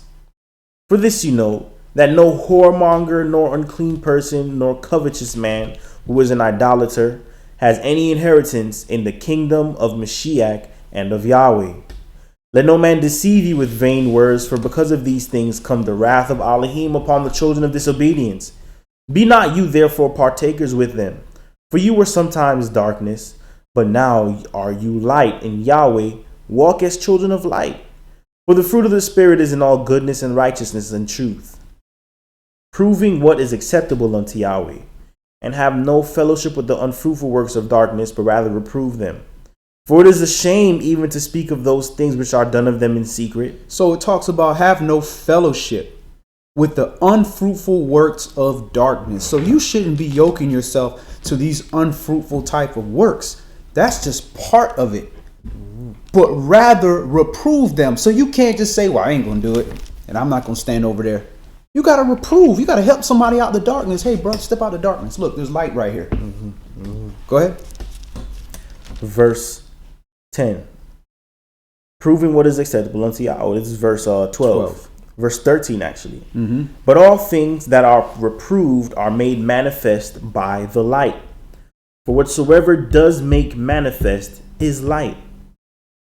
Wherefore, he says, awake you that sleep, and arise from the dead, and Mashiach shall give you light. See then that you walk circumspectly, not as fools, but as wise, redeeming the time, because the days are evil. Wherefore be you not unwise, but understanding what the will of the master is.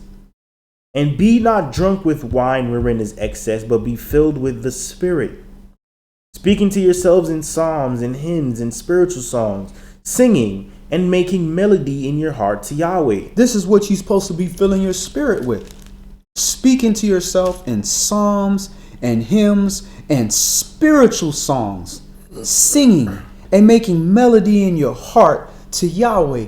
You ever had just a tune in your head and you just, keep singing it, and, it's just a joy that's in you, and a lot of time you get it from some secular type music. But it's already in you. So you should be filling your heart with that type of stuff. And the thing is, we got so much talent out here that we don't got to just listen to some, square Christian or square Hebrew music that's not good sounding. Or we have brothers and sisters that are just as talented and did the same type of secular music before and have brought that same spirit in here. Once you fill your heart with this, music has the power to take somebody with a broken heart and make them feel good. Like medicine. Take somebody that is feeling like they're discouraged and don't have the strength and making them feel. Look at that Rocky song. Make you feel like you're going to go there and beat Goliath up. You know? So if it can encourage you, imagine what it can do to you. You start listening to some Jeezy. Jeezy have you say, you know what? Screw this plantation. I'm about to go hit the block. You know what I'm saying? And that's what that music will do to you, man. I'm going to start slanging this rock, man. Yeah. What am I doing with my life, man? Jump! You know what I'm saying? And that's what that spirit Snowman does to you. Yeah. You know? So does that mean that you can't listen to that music? If you can't listen to the music without destroying your mind frame, but at the end of the day, once you start hearing other music that's pleasing to the soul, that inspires you to do good works, that stuff will start phasing out. Most of it anyways, we just like the beat. Go ahead. Verse 20. Giving thanks always for all things unto Elohim and the Father in the name of our Master Yahshua Mashiach. Submitting yourselves one to another in the fear of Elohim. All right. Submitting yourselves one to another in the fear of Elohim. So it's not oppression. If you are submitting each other, just because one person is the head does not mean he's not going to yield to the body or to his rib. It's both ways. So it shouldn't be like, well, I'm the head, I'm the master. You're going to do exactly what I say. We all do this, because even the master got a master. That's why you got to think carefully how you deal with people. Go ahead. Wives, submit yourselves unto your own husbands as unto the master. So be careful, wives, of the husband you pick. It's because you want a husband that you can submit yourself unto him like you submit unto the Adonai. But guess what? If you're not submitting yourself to the Adonai or to Yahweh, you're not going to submit yourself to a husband who's submitting himself to the Adonai and to Yahweh. Go ahead. For the husband is the head of the wife, even as Mashiach is the head of the assembly, and he is the savior of the body. For a marriage to work that is in this word, it has to be that order. Now, an earthly marriage can work other kinds of way because you're outside of the house. You're away from the body. So Yahweh like, all right, you know, that's what you want to do. The heathens do it. You want to be like the heathens? Let the woman be your head? Great. Go ahead, do that.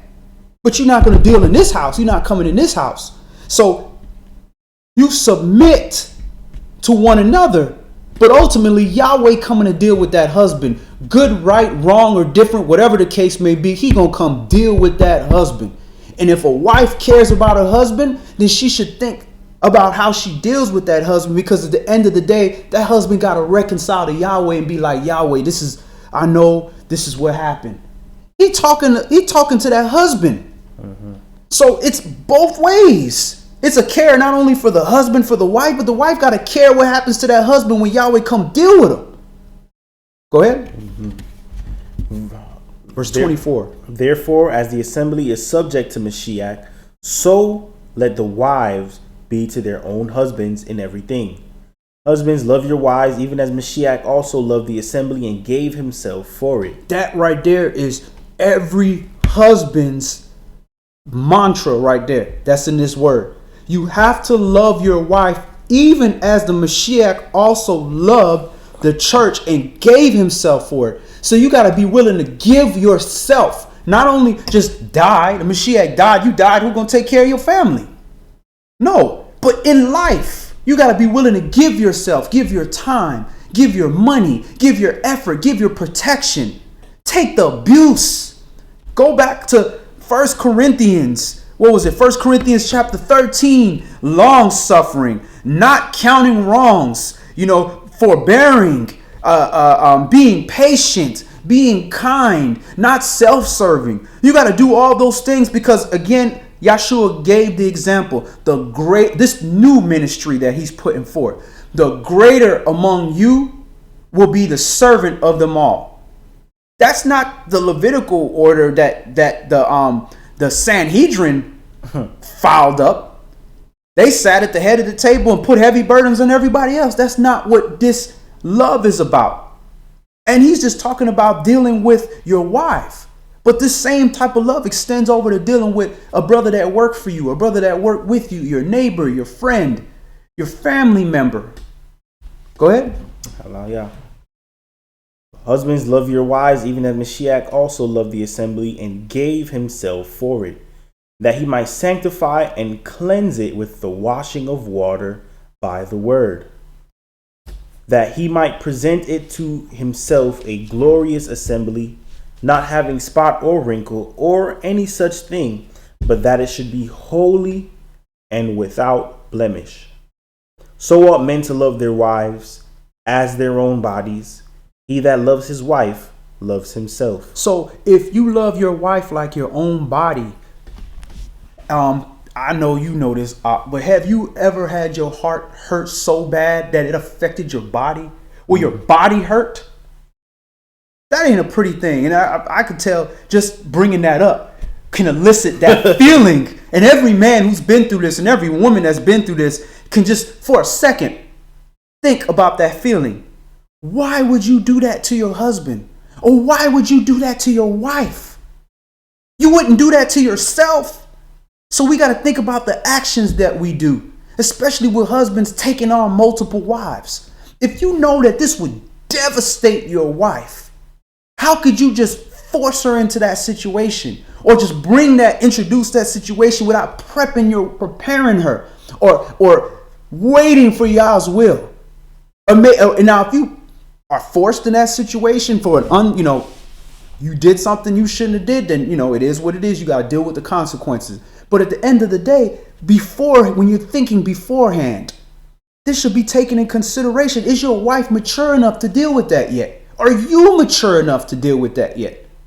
But we jump into Hebrew advanced studies. We get baptized last week and we ready to take 3 wives.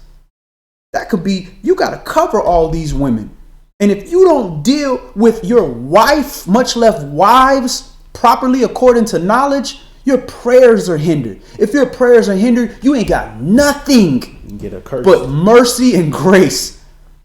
That's it. That's all you got. Because he ain't hearing a word you have to say. Go ahead. Verse 29, for no man ever yet hated his own flesh, but nourishes and cherishes it, even as the master, the assembly. For we are members of his body, of his flesh, and of his bones. For this cause shall a man leave his father and mother, and shall be joined unto his wife, and they two shall be one flesh. This is a great mystery, but I speak concerning Mashiach and the assembly. Nevertheless, let every one of you in particular so love his wife, even as himself, and the wife see that she reverence her husband. She should reverence her husband, but that she should reverence her husband because her husband is walking according to this word.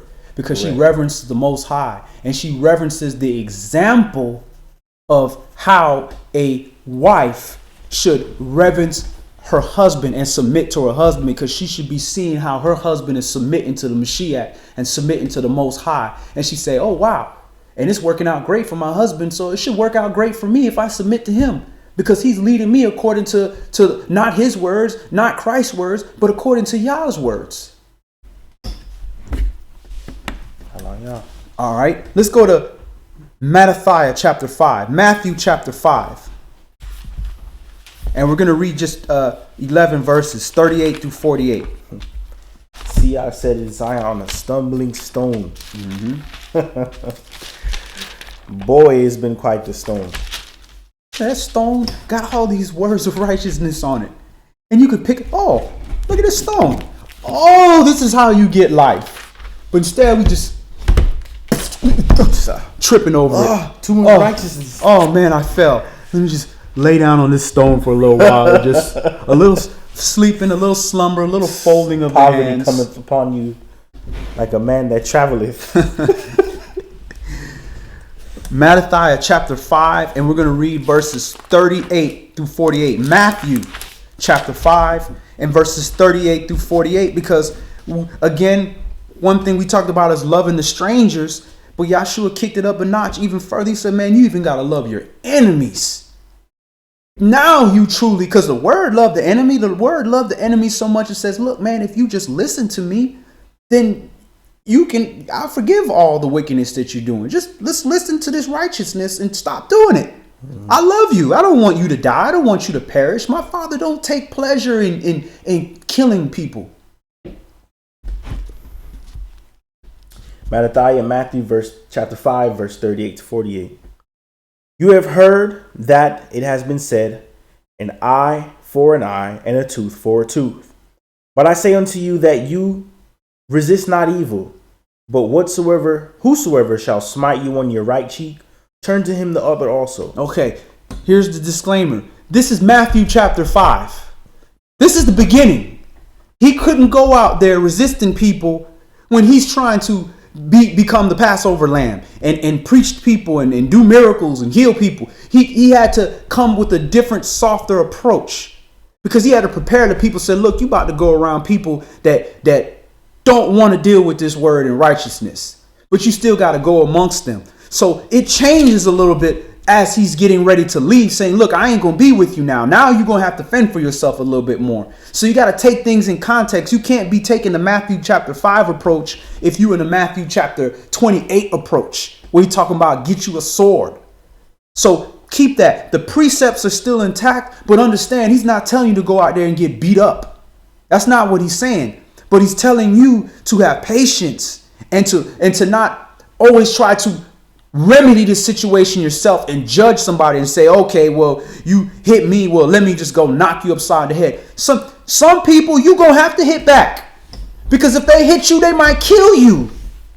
Somebody else, you might be able to take that blow like if your wife hits you or something like that. You should be able to eat that powder puff and say, you know what, let me get up out of here, because this is not going to be well.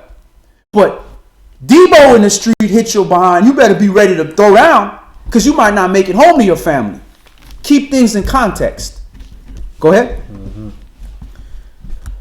And if any man will sue you at law and take away your coat, let him have your cloak also. And whosoever shall compel you to go a mile, go with him too. Give to him that asks you, and from him that would borrow of you, turn you not away. You have heard that it has been said, you shall love your neighbor and hate your enemy. So verse 42, give to him that asks of you, and from him that would borrow of you, turn you not away. Because where did you get what you had? Do you feel that you got it? That you really got it? That was your power, your might. They got that stuff for you. The Most High gave it to you. That's why you owe him 10% of everything that you get. So part of that 10% is your brother coming to you saying, hey, bro, let me borrow that $10. I only got 100. Well, all right, I'll give you 10. I still got to feed my family. Mm-hmm. Yeah, I'll give it to you next week. Okay, bro, give it to me next week. You know you ain't going to get that money back. Now, if all you got is $10 and your family is hungry and he talking about give it to you next week, bro, my family got to eat. Mm-hmm. Y'all would have gave me enough to give to you if it was time to give to you, but it ain't time. Go ahead. Verse 41. And whosoever... No, verse 43. Oh, verse 43. You have heard that it has been said, you shall love your neighbor and hate your enemy. But I say unto you, love your enemies, bless them that curse you, do good to them that hate you, and pray for them which despitefully use you and persecute you, that you may be children of your Father which is in heaven. For he makes his sun to rise on the evil and on the good, and sends rain on the just and unjust. Brother, reading this, it seems here that Yahshua is just at combat, inward spiritual combat with the ways of the enemy, that begrudging, that way about us that's very grudgeful, harbors the grudge against your neighbor, where the scripture says not to harbor any grudge against your neighbor. This right here just completely disarms us of being retaliatory in our thinking and our mindset. Because ever since I read, give to him that asks you, turn you not away. Ever since I read that, it's just like, when why am I tripping? Yeah, when it comes to you, where someone is in need, sometimes in times past, your immediate response would have been, man, I ain't got no time. You kind of just brush someone off. But your child asks you for some money, you like, nah, man. 3-year-old baby, I don't think you're going to give me that money back. Mm-hmm. I can't do it. I'm sorry. You ain't thinking like that. You love that child. You like, here you go, baby. Here you go. Get some candy. Get what you need. Especially if you got it. Because you love that child. So he's telling you, man, love the stranger. Love your enemy. Who you supposed to love your child. But now this enemy that only knows wickedness, and that's why he's your enemy, because he's wicked. He's learning love through you. Maybe nobody ever showed him love. Maybe that's why he is the way that he is. So this is why he's giving us all these instructions. You ain't got to just love your loved ones. I need you to spread this love with everybody, because this is a grace period. And how do you know 10 years from now that brother ain't going to repent? That's what I want for him to happen. He might remember something. You know what? This brother did something for me, and I totally crapped all over this brother, and he did something nice for me, and I never forgot that. And when I had the opportunity to do something for somebody else, I did it. And like you said, all this harboring of stuff, I already know it. I'm horrible with that. When somebody do me wrong, bro, I have a whole little safe for that stuff. You know, I'm like my boy used to say, I'm gonna put that, I'm tuck that in my back pocket for later. I'm gonna remember that. I'm gonna remember that. So we put it in there. I got it's like a whole mansion. It's not even a little room. It's a whole mansion of people that done did me wrong. I said, okay, I ain't gonna do nothing to you, but I'm gonna remember that. I'm gonna remember that. And I store it and I have it. And I try to do all these good things, but I'm waiting. Every time I come around you, I'm waiting for you to do me wrong again. I'm waiting for you to do me wrong. And then I see the wrong coming. And I'm like, here it come. And then there's a blow up on them. And they're like, man. Because I was harboring all that. I was waiting for you to give me the justification to explode like fire on you. And I'm justified because let me pull out this file cabinet right here. and you see all this? Where you want to start? 2012, we can keep going. What? All that should have been burnt up. Because then Yahshua said, okay, let me open your file cabinet. No, I'm straight. I'm good. I want mercy. Oh, you do? So why you didn't get mercy to your brother? That's when you said that a while ago. That's like, who has no sin cast the first stone. And it was like, everybody just kind of started dropping. The elders like, shh, I'm out. Then the youngers like, well, elders out. I don't understand, but I'm out too. Yeah. Yep. That's that. Just like what was that movie with Jim Carrey when he's like he can't tell a lie. The one where he had to take God's place, where Morgan Freeman was God or whatever, and he said, Bruce Almighty. Yeah, Bruce Almighty. Yeah, let me get these all the prayers on sticky notes. And the whole thing was sticky notes. Well, that's Yahshua's file cabinet, and all the things that he forgave you on is like that. So remember that when you try to tuck that thing in your back pocket from when your boy did some crap to you in 2001. Wow. And brother, when you see that and you equate it to that righteous standard that Yahweh always talks about, you know, the imbalanced scales being an abomination to him, and you know, not making a rightful judgment. This is the same way, knowing that how much we are indebted to him. He's showing us how to not only break even, but actually go over to the side where you can actually inherit some treasure now. Right. Where you just don't come into heaven and you just like, you gonna be here with what you came here with. Right. Nah, Yahshua was like, nah, you actually gonna have some treasure. You need to be profitable. Yeah, you could actually be. I'm showing you how you could actually not only meet the quota, right, but now be profitable. Yeah, he said you unprofitable servant. Yeah. And he did what he was supposed to do. Yeah. No, you got to do above and beyond. You got to make me some money. You ain't just gonna work for my job and break even. That's what kind of servant is that? I wouldn't have a job if I break even. I would have made it out the first 90 days if all I did was break even. Yeah. I'm not hiring a salesperson that's breaking even. Trying to get somebody to exceed. Well, I covered what you paid me. Then why are you here? Somebody else could be sitting in your seat that's gonna bring profit to me. While you burying your talent in the ground. But look, I brought you back what you gave me. Wow, I ain't trying to break even. Man, I wouldn't have gave you anything in the first place. You mean to tell me I had to depart from my treasure? I was already even. I could have left it with the exchanges and got some profit. Yep. Go ahead. verse 45. I'll start at 44 again. But I say to you, love your enemies, bless them that curse you, do good to them that hate you, and pray for them which despitefully use you and persecute you. Brother, that verse right there has been changing my idea of what an adversary is. Before I used to be like, oh, hi. But now you look at it as like, all right, this is my opportunity to swallow the pride. And this is my opportunity to put some money in my spiritual account. Put some money in the bank. Like, dang, y'all talk. Like, so now it's like, dang, y'all talking bad about me. You never know. That could be Yahweh just trying to set things up for you to, get a little extra money. Right. Though on the surface, on a natural, you be like, man, these folks hate me. But bad mind. Yeah, bad. But when you think about it, you'll say, okay, I have not done them wrong. I'm trying to do my best by these folks. And for some reason, all they could do is slander and talk trash. Right. I know what this is about. I know what it can be. Right. But I'm not going to let it turn into that. Right. This is an opportunity for me to be a profitable servant. Exactly. And follow the words of the Mashiach, where I can love the enemy, bless them cursing me, do good to those that are hating me and despitefully using me and persecuting me. Right. And then to them, it's like, man, we ain't getting through to this dude. But just like we looking past them. Right. We already investing. They talking all that slander and all that stuff against you, and you're like, yeah, I understand. You know what? Y'all bless you.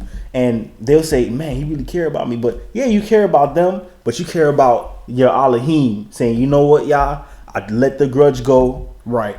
And I'm actually thinking about your kingdom. And that's how you stop yourself from getting too wrapped up in the moment. Exactly. And you start looking to that future right there. So that verse right there gets you prepared to start being a profitable servant, and you start looking at situations differently, and in a way that doesn't trick your mind into thinking that you're being persecuted. Yeah, you're being persecuted, but you stop looking at it as persecution. You start looking at it as opportunity. Exactly. Exactly. And they persecuted your brethren. So what you expect if you part of his body and you the back and he getting whipped, then you getting whipped. Yep. So you look at it in a carnal sense. The housing market starts going bad. If you've invested in the housing market during that time when it was expensive, you'd be like, oh man, I'm losing money. But somebody else, like per se Donald Trump, might see that fall in all the prices as an opportunity to invest. Exactly. And it becomes profitable for him. Exactly. So we need to start looking at those things, Opportunity. That's an opportunity to be profitable. Verse 45, that you may be the children of your Father which is in heaven, for he makes the sun to rise on the evil and the good, and sends rain on the just and the unjust. For if you love them which love you, what reward have you? Do not even the publicans do the same? And if you salute your brethren only, what do you more than others? Do not even the publicans so? Be you therefore perfect, even as your Father which is in heaven is perfect. And that's the multiple times he's telling us that to be perfect. And what happens when he tells us to be perfect? We'd be like, oh man, you put your head down and walk away sad because you don't want to be perfect. He didn't say be perfect. You got to be perfect right now. He said that's your goal. Shoot for that. That shouldn't have depressed you. You should say, all right, Yashu, okay. All right, you want me to get a perfect 10? I'm going to keep trying. I'm going to keep doing flips until I get it. Keep doing flips till I stick the land. And then, okay, I got it. But when you had no intentions of being perfect, you just wanted to get by and be better than your brother. When he tell you to be perfect, you be like, and he took his stuff and was very sad because he had very many things like the young dude who asked him, how these things I've done from my youth, what lacketh I? And he was rich, got depressed. Exactly. All right, let's go to Proverbs chapter 9, Mishlei chapter 9. Allah, yeah.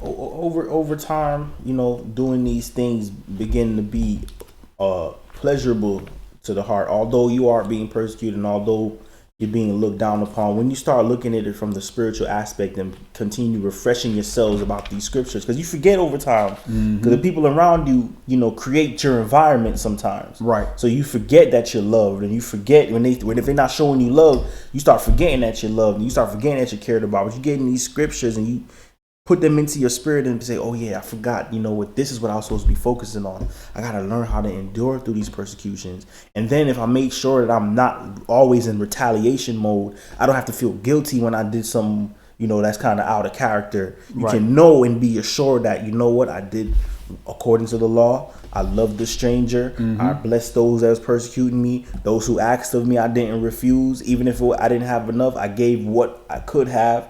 And when it's carnally looking like you're being persecuted, spiritually you should know that it's being credited to your account. Right. And which one matters more to you, the carnal or the spiritual? Exactly. The temporal or the kingdom to come? Mishlei, Proverbs chapter 9, and we're going to start this at verse 1. Wisdom has builded her house. She has hewn out her 7 pillars. She has killed her beasts. She has mingled her wine. She has also furnished her table.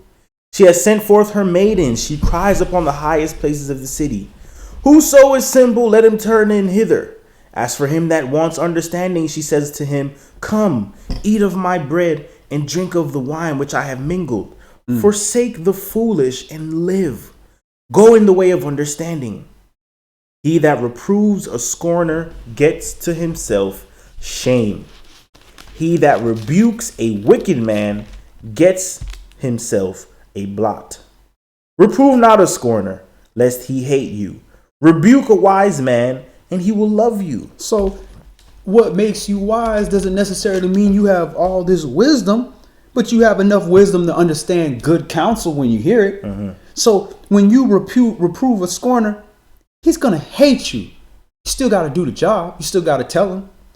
But at the end of the day, you teach a wise man, he's going to increase in his learning and he's going to love you for it. I appreciate that, man. I didn't quite see it that way, but thank you for taking the time, because I could have been a scorner and I could have just hated you. And you got all this extra hate. The world already hates you. You don't need no more people hating you. But I appreciate that. Go ahead. So we need to think about that when somebody tries to reprove us. Before you start being, quick to judge, you might want to say, you know what, let me meditate. Let me take that. I don't see what you're saying, but I'm not going to hate you for it. Let me, even when somebody called me wicked, let me think about that first. And you think about what happened with Dawid. That guy came up to him, started talking all kind of mess, and his boys were like, let's kill him right now. Dawid was like, nah, you know what? I may have deserved it. Let me think about this one. And the same man that sent him over there to cuss me out, same man finna go deal with him. Go ahead. Verse 9. Give instruction to a wise man, and he will be yet wiser. Teach a just man, and he will increase in learning. The fear of Yahweh is the beginning of wisdom, and the knowledge of the holy is understanding. For by me your days shall be multiplied, and the years of your life shall be increased. I like that verse 10 though. The knowledge of the holy is understanding, and holiness is that departing from evil and uncleanness. Right, or knowledge of that Holy One. This word. Go ahead. Verse 12. If you be wise, you shall be wise for yourself. But if you scorn, you alone shall bear it. A foolish woman is clamorous. She is simple and knows nothing. For she sits at the door of her house, on a seat in the high places of the city, to call passengers who go right on their ways. Whoso is simple, let him turn here. And as for him that wants understanding, she says to him, stolen waters are sweet, and bread eaten in secret is pleasant. That's seduction. That's seducing. That's a seducing spirit. But he knows not that the dead are there, and that her guests are in the depths of the grave. Verse 10, chapter 10. So we're going to go into the conclusion. Proverbs, Mishlei, chapter 10. And we're going to start this at verse 1. And we're going to see, what is the benefit of you giving all this love to everybody? Because we read in 1 Corinthians, that don't sound too friendly, too nice. Long suffering and, not self-serving, forgetting everything, loving people that hate you, praying for them, letting people despitefully use you, lending to people that ain't going to give you your money back. How does that benefit you? Because you're like, man, that just sounds like I'm being boo-boo the fool. How does this benefit? How does this benefit? other than the promise of the kingdom, there's got to be something in my daily life that this has got to benefit me in some kind of way. Mm-hmm. And brother, like what happened when Yahshua was saying it around all those rich men, and he said something to the extent of he gave the parable about the shrewd servant, mm-hmm. how he had his master's stuff and he went to go collect debts, and it was mm-hmm. like, you reduce debt, and then he said that the master the steward, the master over the steward, praised him for his shrewd behavior. Yeah. But Yahshua was saying that all the people that heard scorned him and mocked him. Like, what are you talking about? The guy lost money. Mm-hmm. He already win. You understand? And just like you said, you might look at all these things, give to those that lend and all, lend to those without asking back. It sounds like extortion. Right. So there's someone that's caught up in that fleshly and that carnal and the material thing, you'll look like a fool. Right. But if you focus that and that's what Yahshua was getting us to do. That's why he said he preached the kingdom. Mm-hmm. He preached that after this, there's more. This is just like auditioning. Right. And he allowed us to depart from it a little bit. Don't get so caught up in your career and your clothes and what food you're going to eat. Look, this is the practice round. I'll provide for you. Right. Everything that you're about to do has already been laid before you. Calm your spirit. And he even said, we read it just now. He said, let not your heart be worried, mm-hmm. or don't fear. For I'll probably be with you until the end of the age. I'll give you that comforter. Right. So you see the difference between someone who's caught up in the temporal and someone who's spiritual, because someone that's caught up in the temporal is literally killing themselves to gain the world. Right. Whereas another person is dying to flesh to gain the kingdom. Exactly. And you brought up a very great precept with that parable. Because ultimately, all these people owed mm-hmm. that master all these different things. And he's about to get fired because, he wasn't doing his job. He could have just laid down and quit. Oh, woe was mm-hmm. me, and went to jail. Nah, instead, he became profitable. Yeah. None of that money was going to go to, you screwed up. Ain't no getting around that. Mm-hmm. But at least you're being profitable. So this is what all these things are. Being profitable to the Most High. And that, did he not say in Deuteronomy 28, blessed is you if you do this, blessed mm-hmm. when you come in, blessed when you go out. See, we focus on curses, but there's also the blessing side. Mm-hmm. So how are you making the Most High look wicked if you are not showing blessings? You didn't do anything to elicit blessings. So people are questioning whether or not he can bless anybody. You're being blessed because you're showing profitability. Mm-hmm. You're increasing. Mm-hmm. And you're increasing for him. So how could you say you keeping the commandments, but you're not being profitable for the Most High? Because mm-hmm. when you keep the commandments, you're going to be profitable for the Most High. Mm-hmm. And not necessarily in this money standpoint, but in some kind of way, whatever it is that you do, you should show some profitability for the Most High mm-hmm. so that you can give him a tenth of something.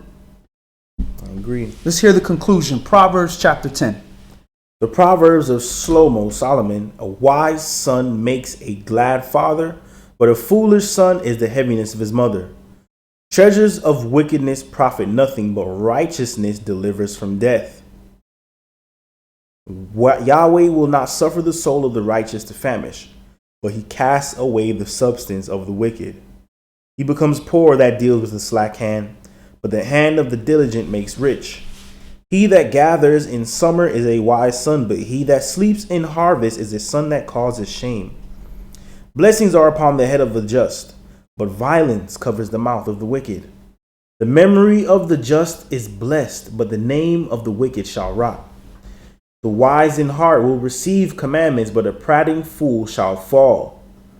He that walks uprightly walks surely, but he that perverts his ways shall be known. So he that walks uprightly walks surely. So he not all scared to walk, whatever. Look, I know this is righteousness. I know this is the right way. Mm-hmm. I'm just going to walk. I trust the Most High.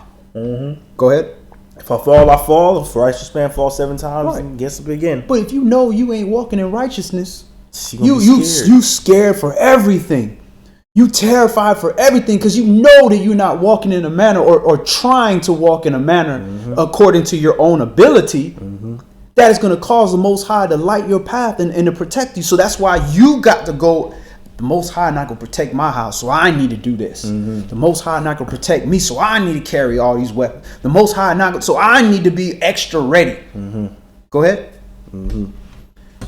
Verse 10.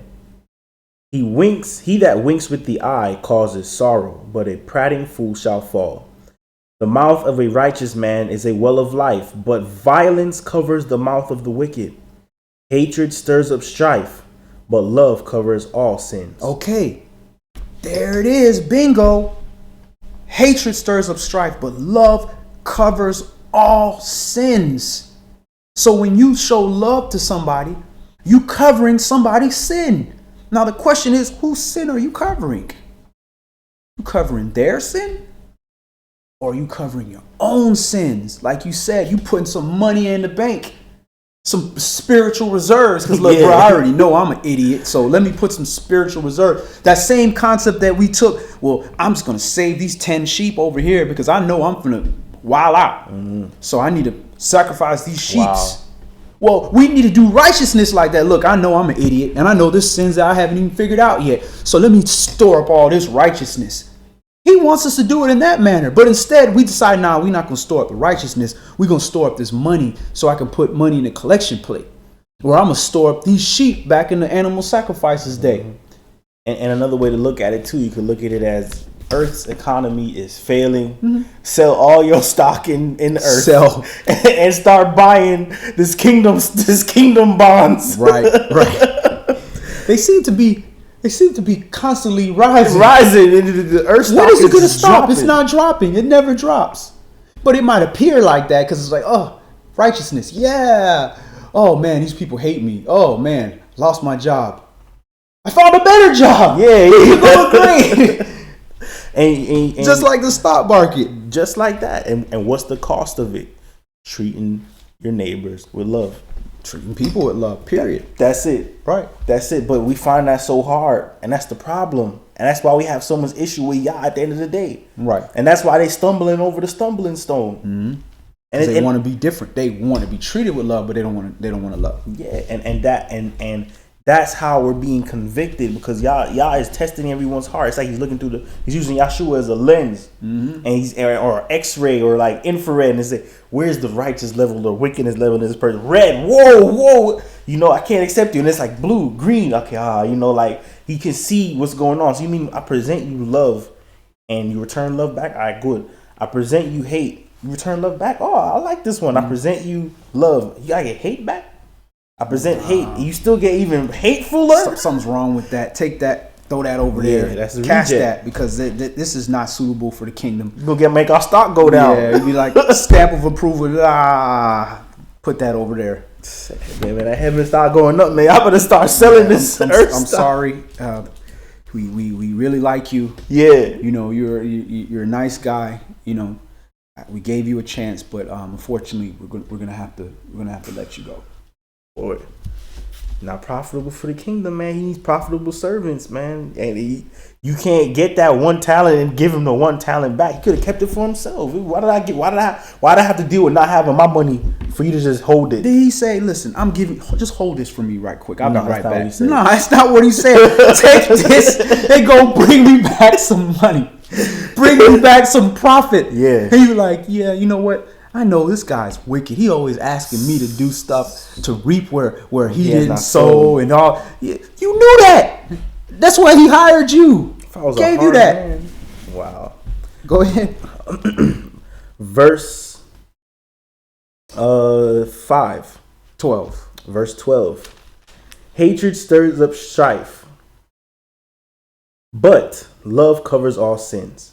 The lips of him that has understanding, in the lips of him that has understanding, wisdom is found, but a rod is for the back of him that is void of understanding. Wise men lay up knowledge, but the mouth of the foolish is near destruction.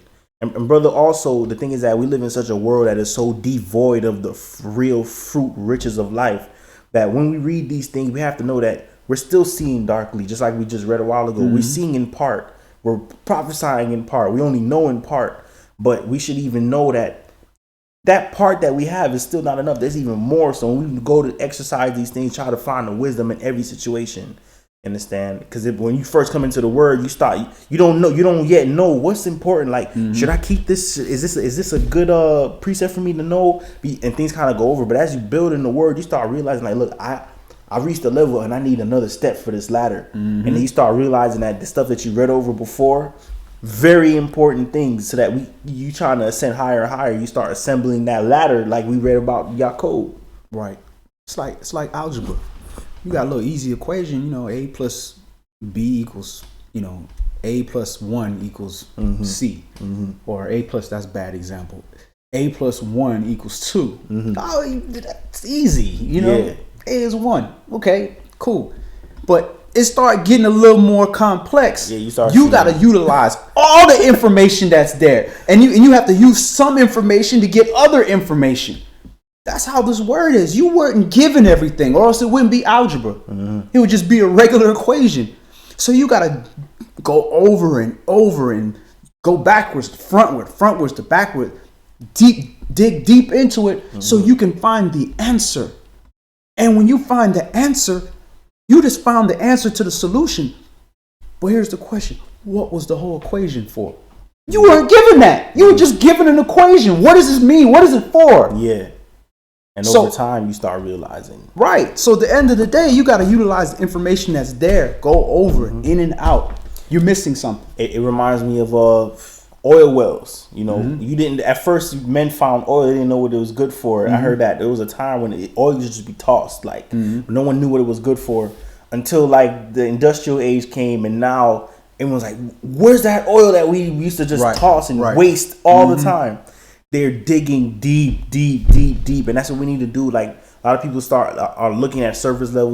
They'll see a preset. Oh, that's good. That should last me until next week. But when you've been in this word, you're like, I need to do this daily, because you're trying your best to extract oil out of everything. You know the value. Because you know the value of it. And you want to be a profitable servant. And you realize anywhere that you're lacking, that void that's there only gets deeper, and you're like, why am I losing more and more here? And it's almost like that precept where it has, he that has more will be given, but whoever's lacking less, what he has, the little he has will be taken from him. And you realize that, I'm proficient in breaking down a precept, but I don't know how to apply it. And because I don't know how to apply it, I'm losing. I keep suffering loss in that area of my life. Right. Or I'm good at applying a precept, but I don't apply the precepts with love. And because I'm lacking that love, it's sucking that area of that portion of my life dry. And then we learn how to like realize the importance of meditation. This is one thing for somebody to say, no, you need to meditate on this. But it's not until something happens in life where you actually have to bear that loss that you start understanding, like, yo, I would never. Deep dark sayings start to make sense. Exactly. And then you start treating Yah's word the way Yah want you to treat it, like it's treasure. Where you don't think like, oh, I could just toss this precept. I'm not going to ever use this precept. No, because when you don't have that precept, he makes sure that you're going to lose in that area, and you're going to learn to reverence my word and my name. Right. In martial arts, everybody protect their face. Yeah. Nobody want to get hit in the face. I don't want, because I got to walk around with that mark on my face. Exactly. It look like I got beat up till you get hit in that liver. You start doing them low covers. They start doing them low covers now, because now you understand, bro. I don't want to take that liver shot, man. I don't want that. I don't want that kidney blow.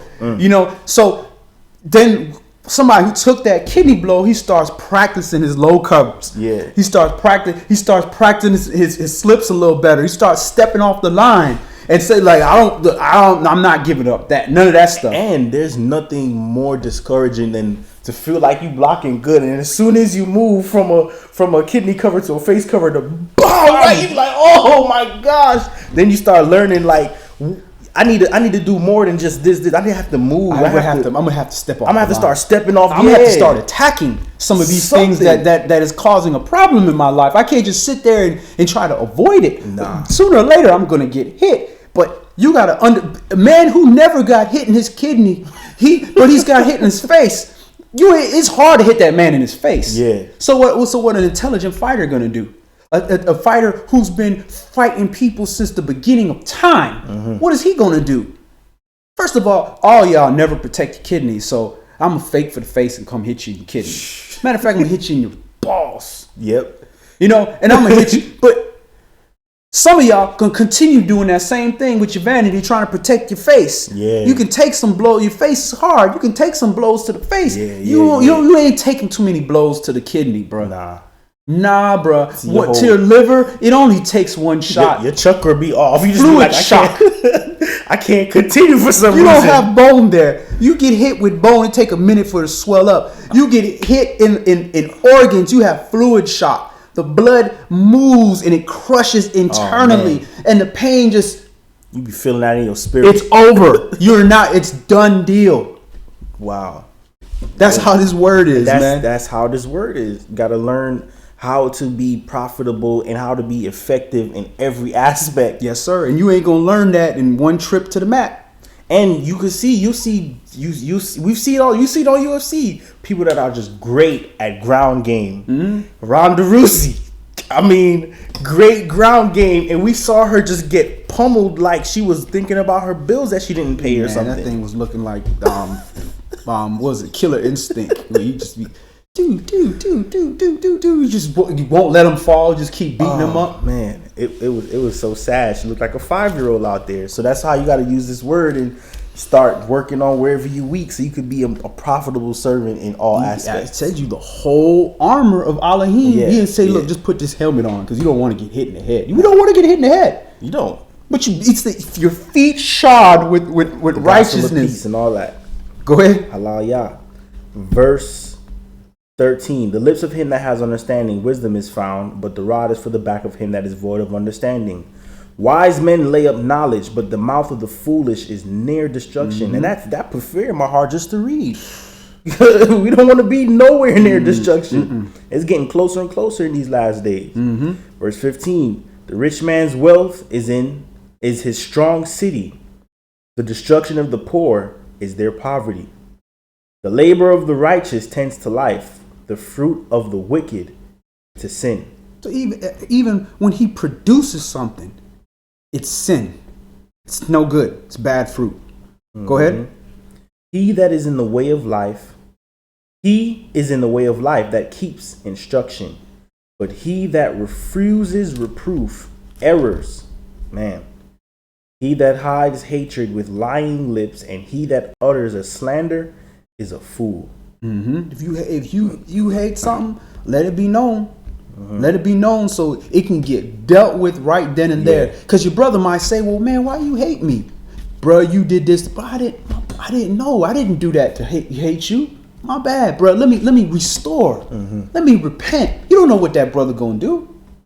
And then once you get it off, you know what? I'm acknowledging that I hate this dude. I hate this dude. Something, I got to get this out of my heart because I really got hate. I was really hurt by this. So I need to start healing this process because I can't have hatred for anybody. Hate evil. That's all I can hate. He don't have a trademark to evil. This is before him. Yeah. Go ahead. That stuff is a corruption in the bone. Verse 19. In the multitude of words there wants not sin, but he that refrains his lips is wise. In other words, let me paraphrase that. Shut up. Yeah. Go ahead. The tongue of the just is as choice silver. The heart of the wicked is little worth. The lips of the righteous feed many, but fools die for want of wisdom. The blessing of Yahweh, it makes rich, and he adds no sorrow with it. That's how you know you were blessed by the Most High. When the things that you receive are not adding sorrow with it. Even when you get certain things and things don't work out, it shouldn't be sorrow with it.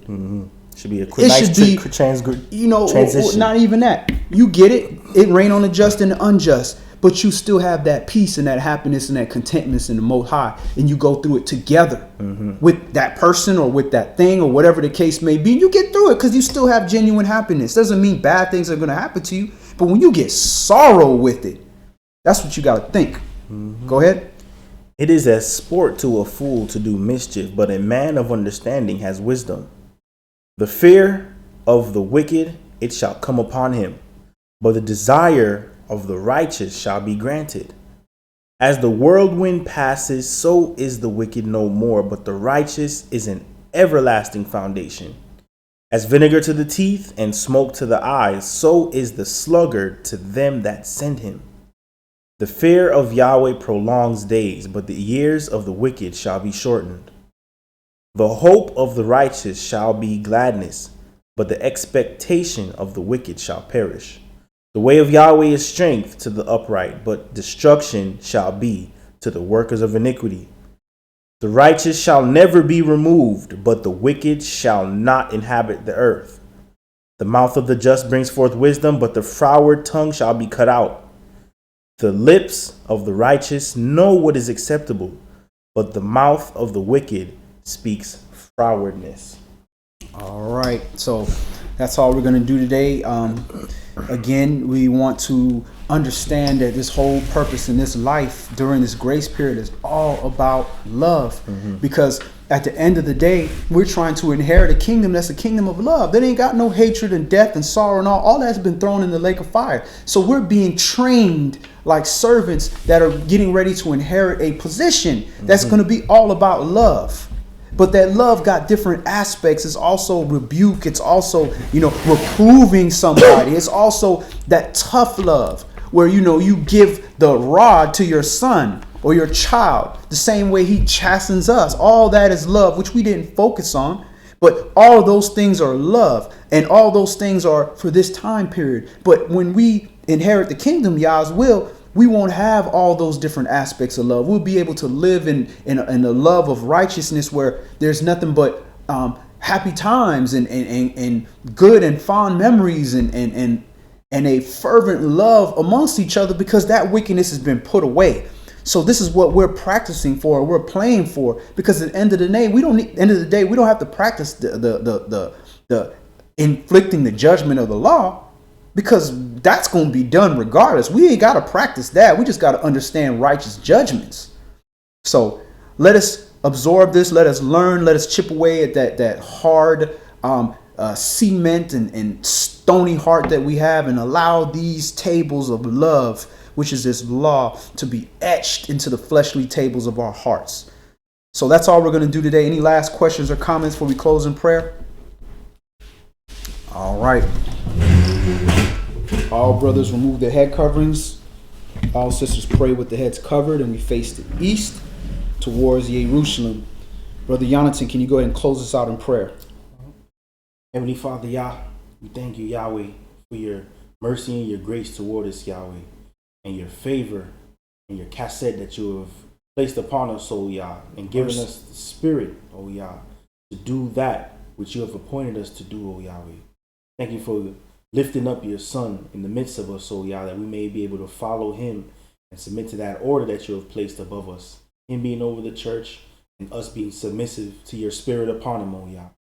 Yahweh, we await the day where you reap what you have sown, O Yahweh, and you tend to the field that you have set before your own self, O Yah. Yahweh, we pray that mercy be found for us in the midst of those reapers when they come to reap your reward, O Yahweh, and reap your harvest, Yahweh. Yahweh, prepare in us the heart of a wheat and not tares, O Yah. Yahweh, prepare in us the heart of a servant and not the heart of the wicked, O Yah. Help us to cast off all those things that weigh us down and help us to be profitable in your kingdom, O Yah. Let us talk the things that you wish for us to talk and walk in the ways that you desire, O Yahweh. May your Ruach find a home and a resting place in the heart of your servants. Yahweh, we thank you and we bless your name, and may we continue to bear fruit in our short, vain life on this earth. O Yah. In the name of Yahshua we pray. Amen.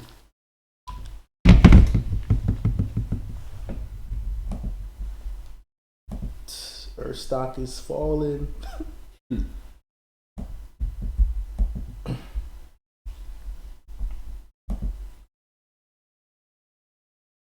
I'm gonna do Yah's Will first reggae song this week. This joint still say live. But I wonder why it let go.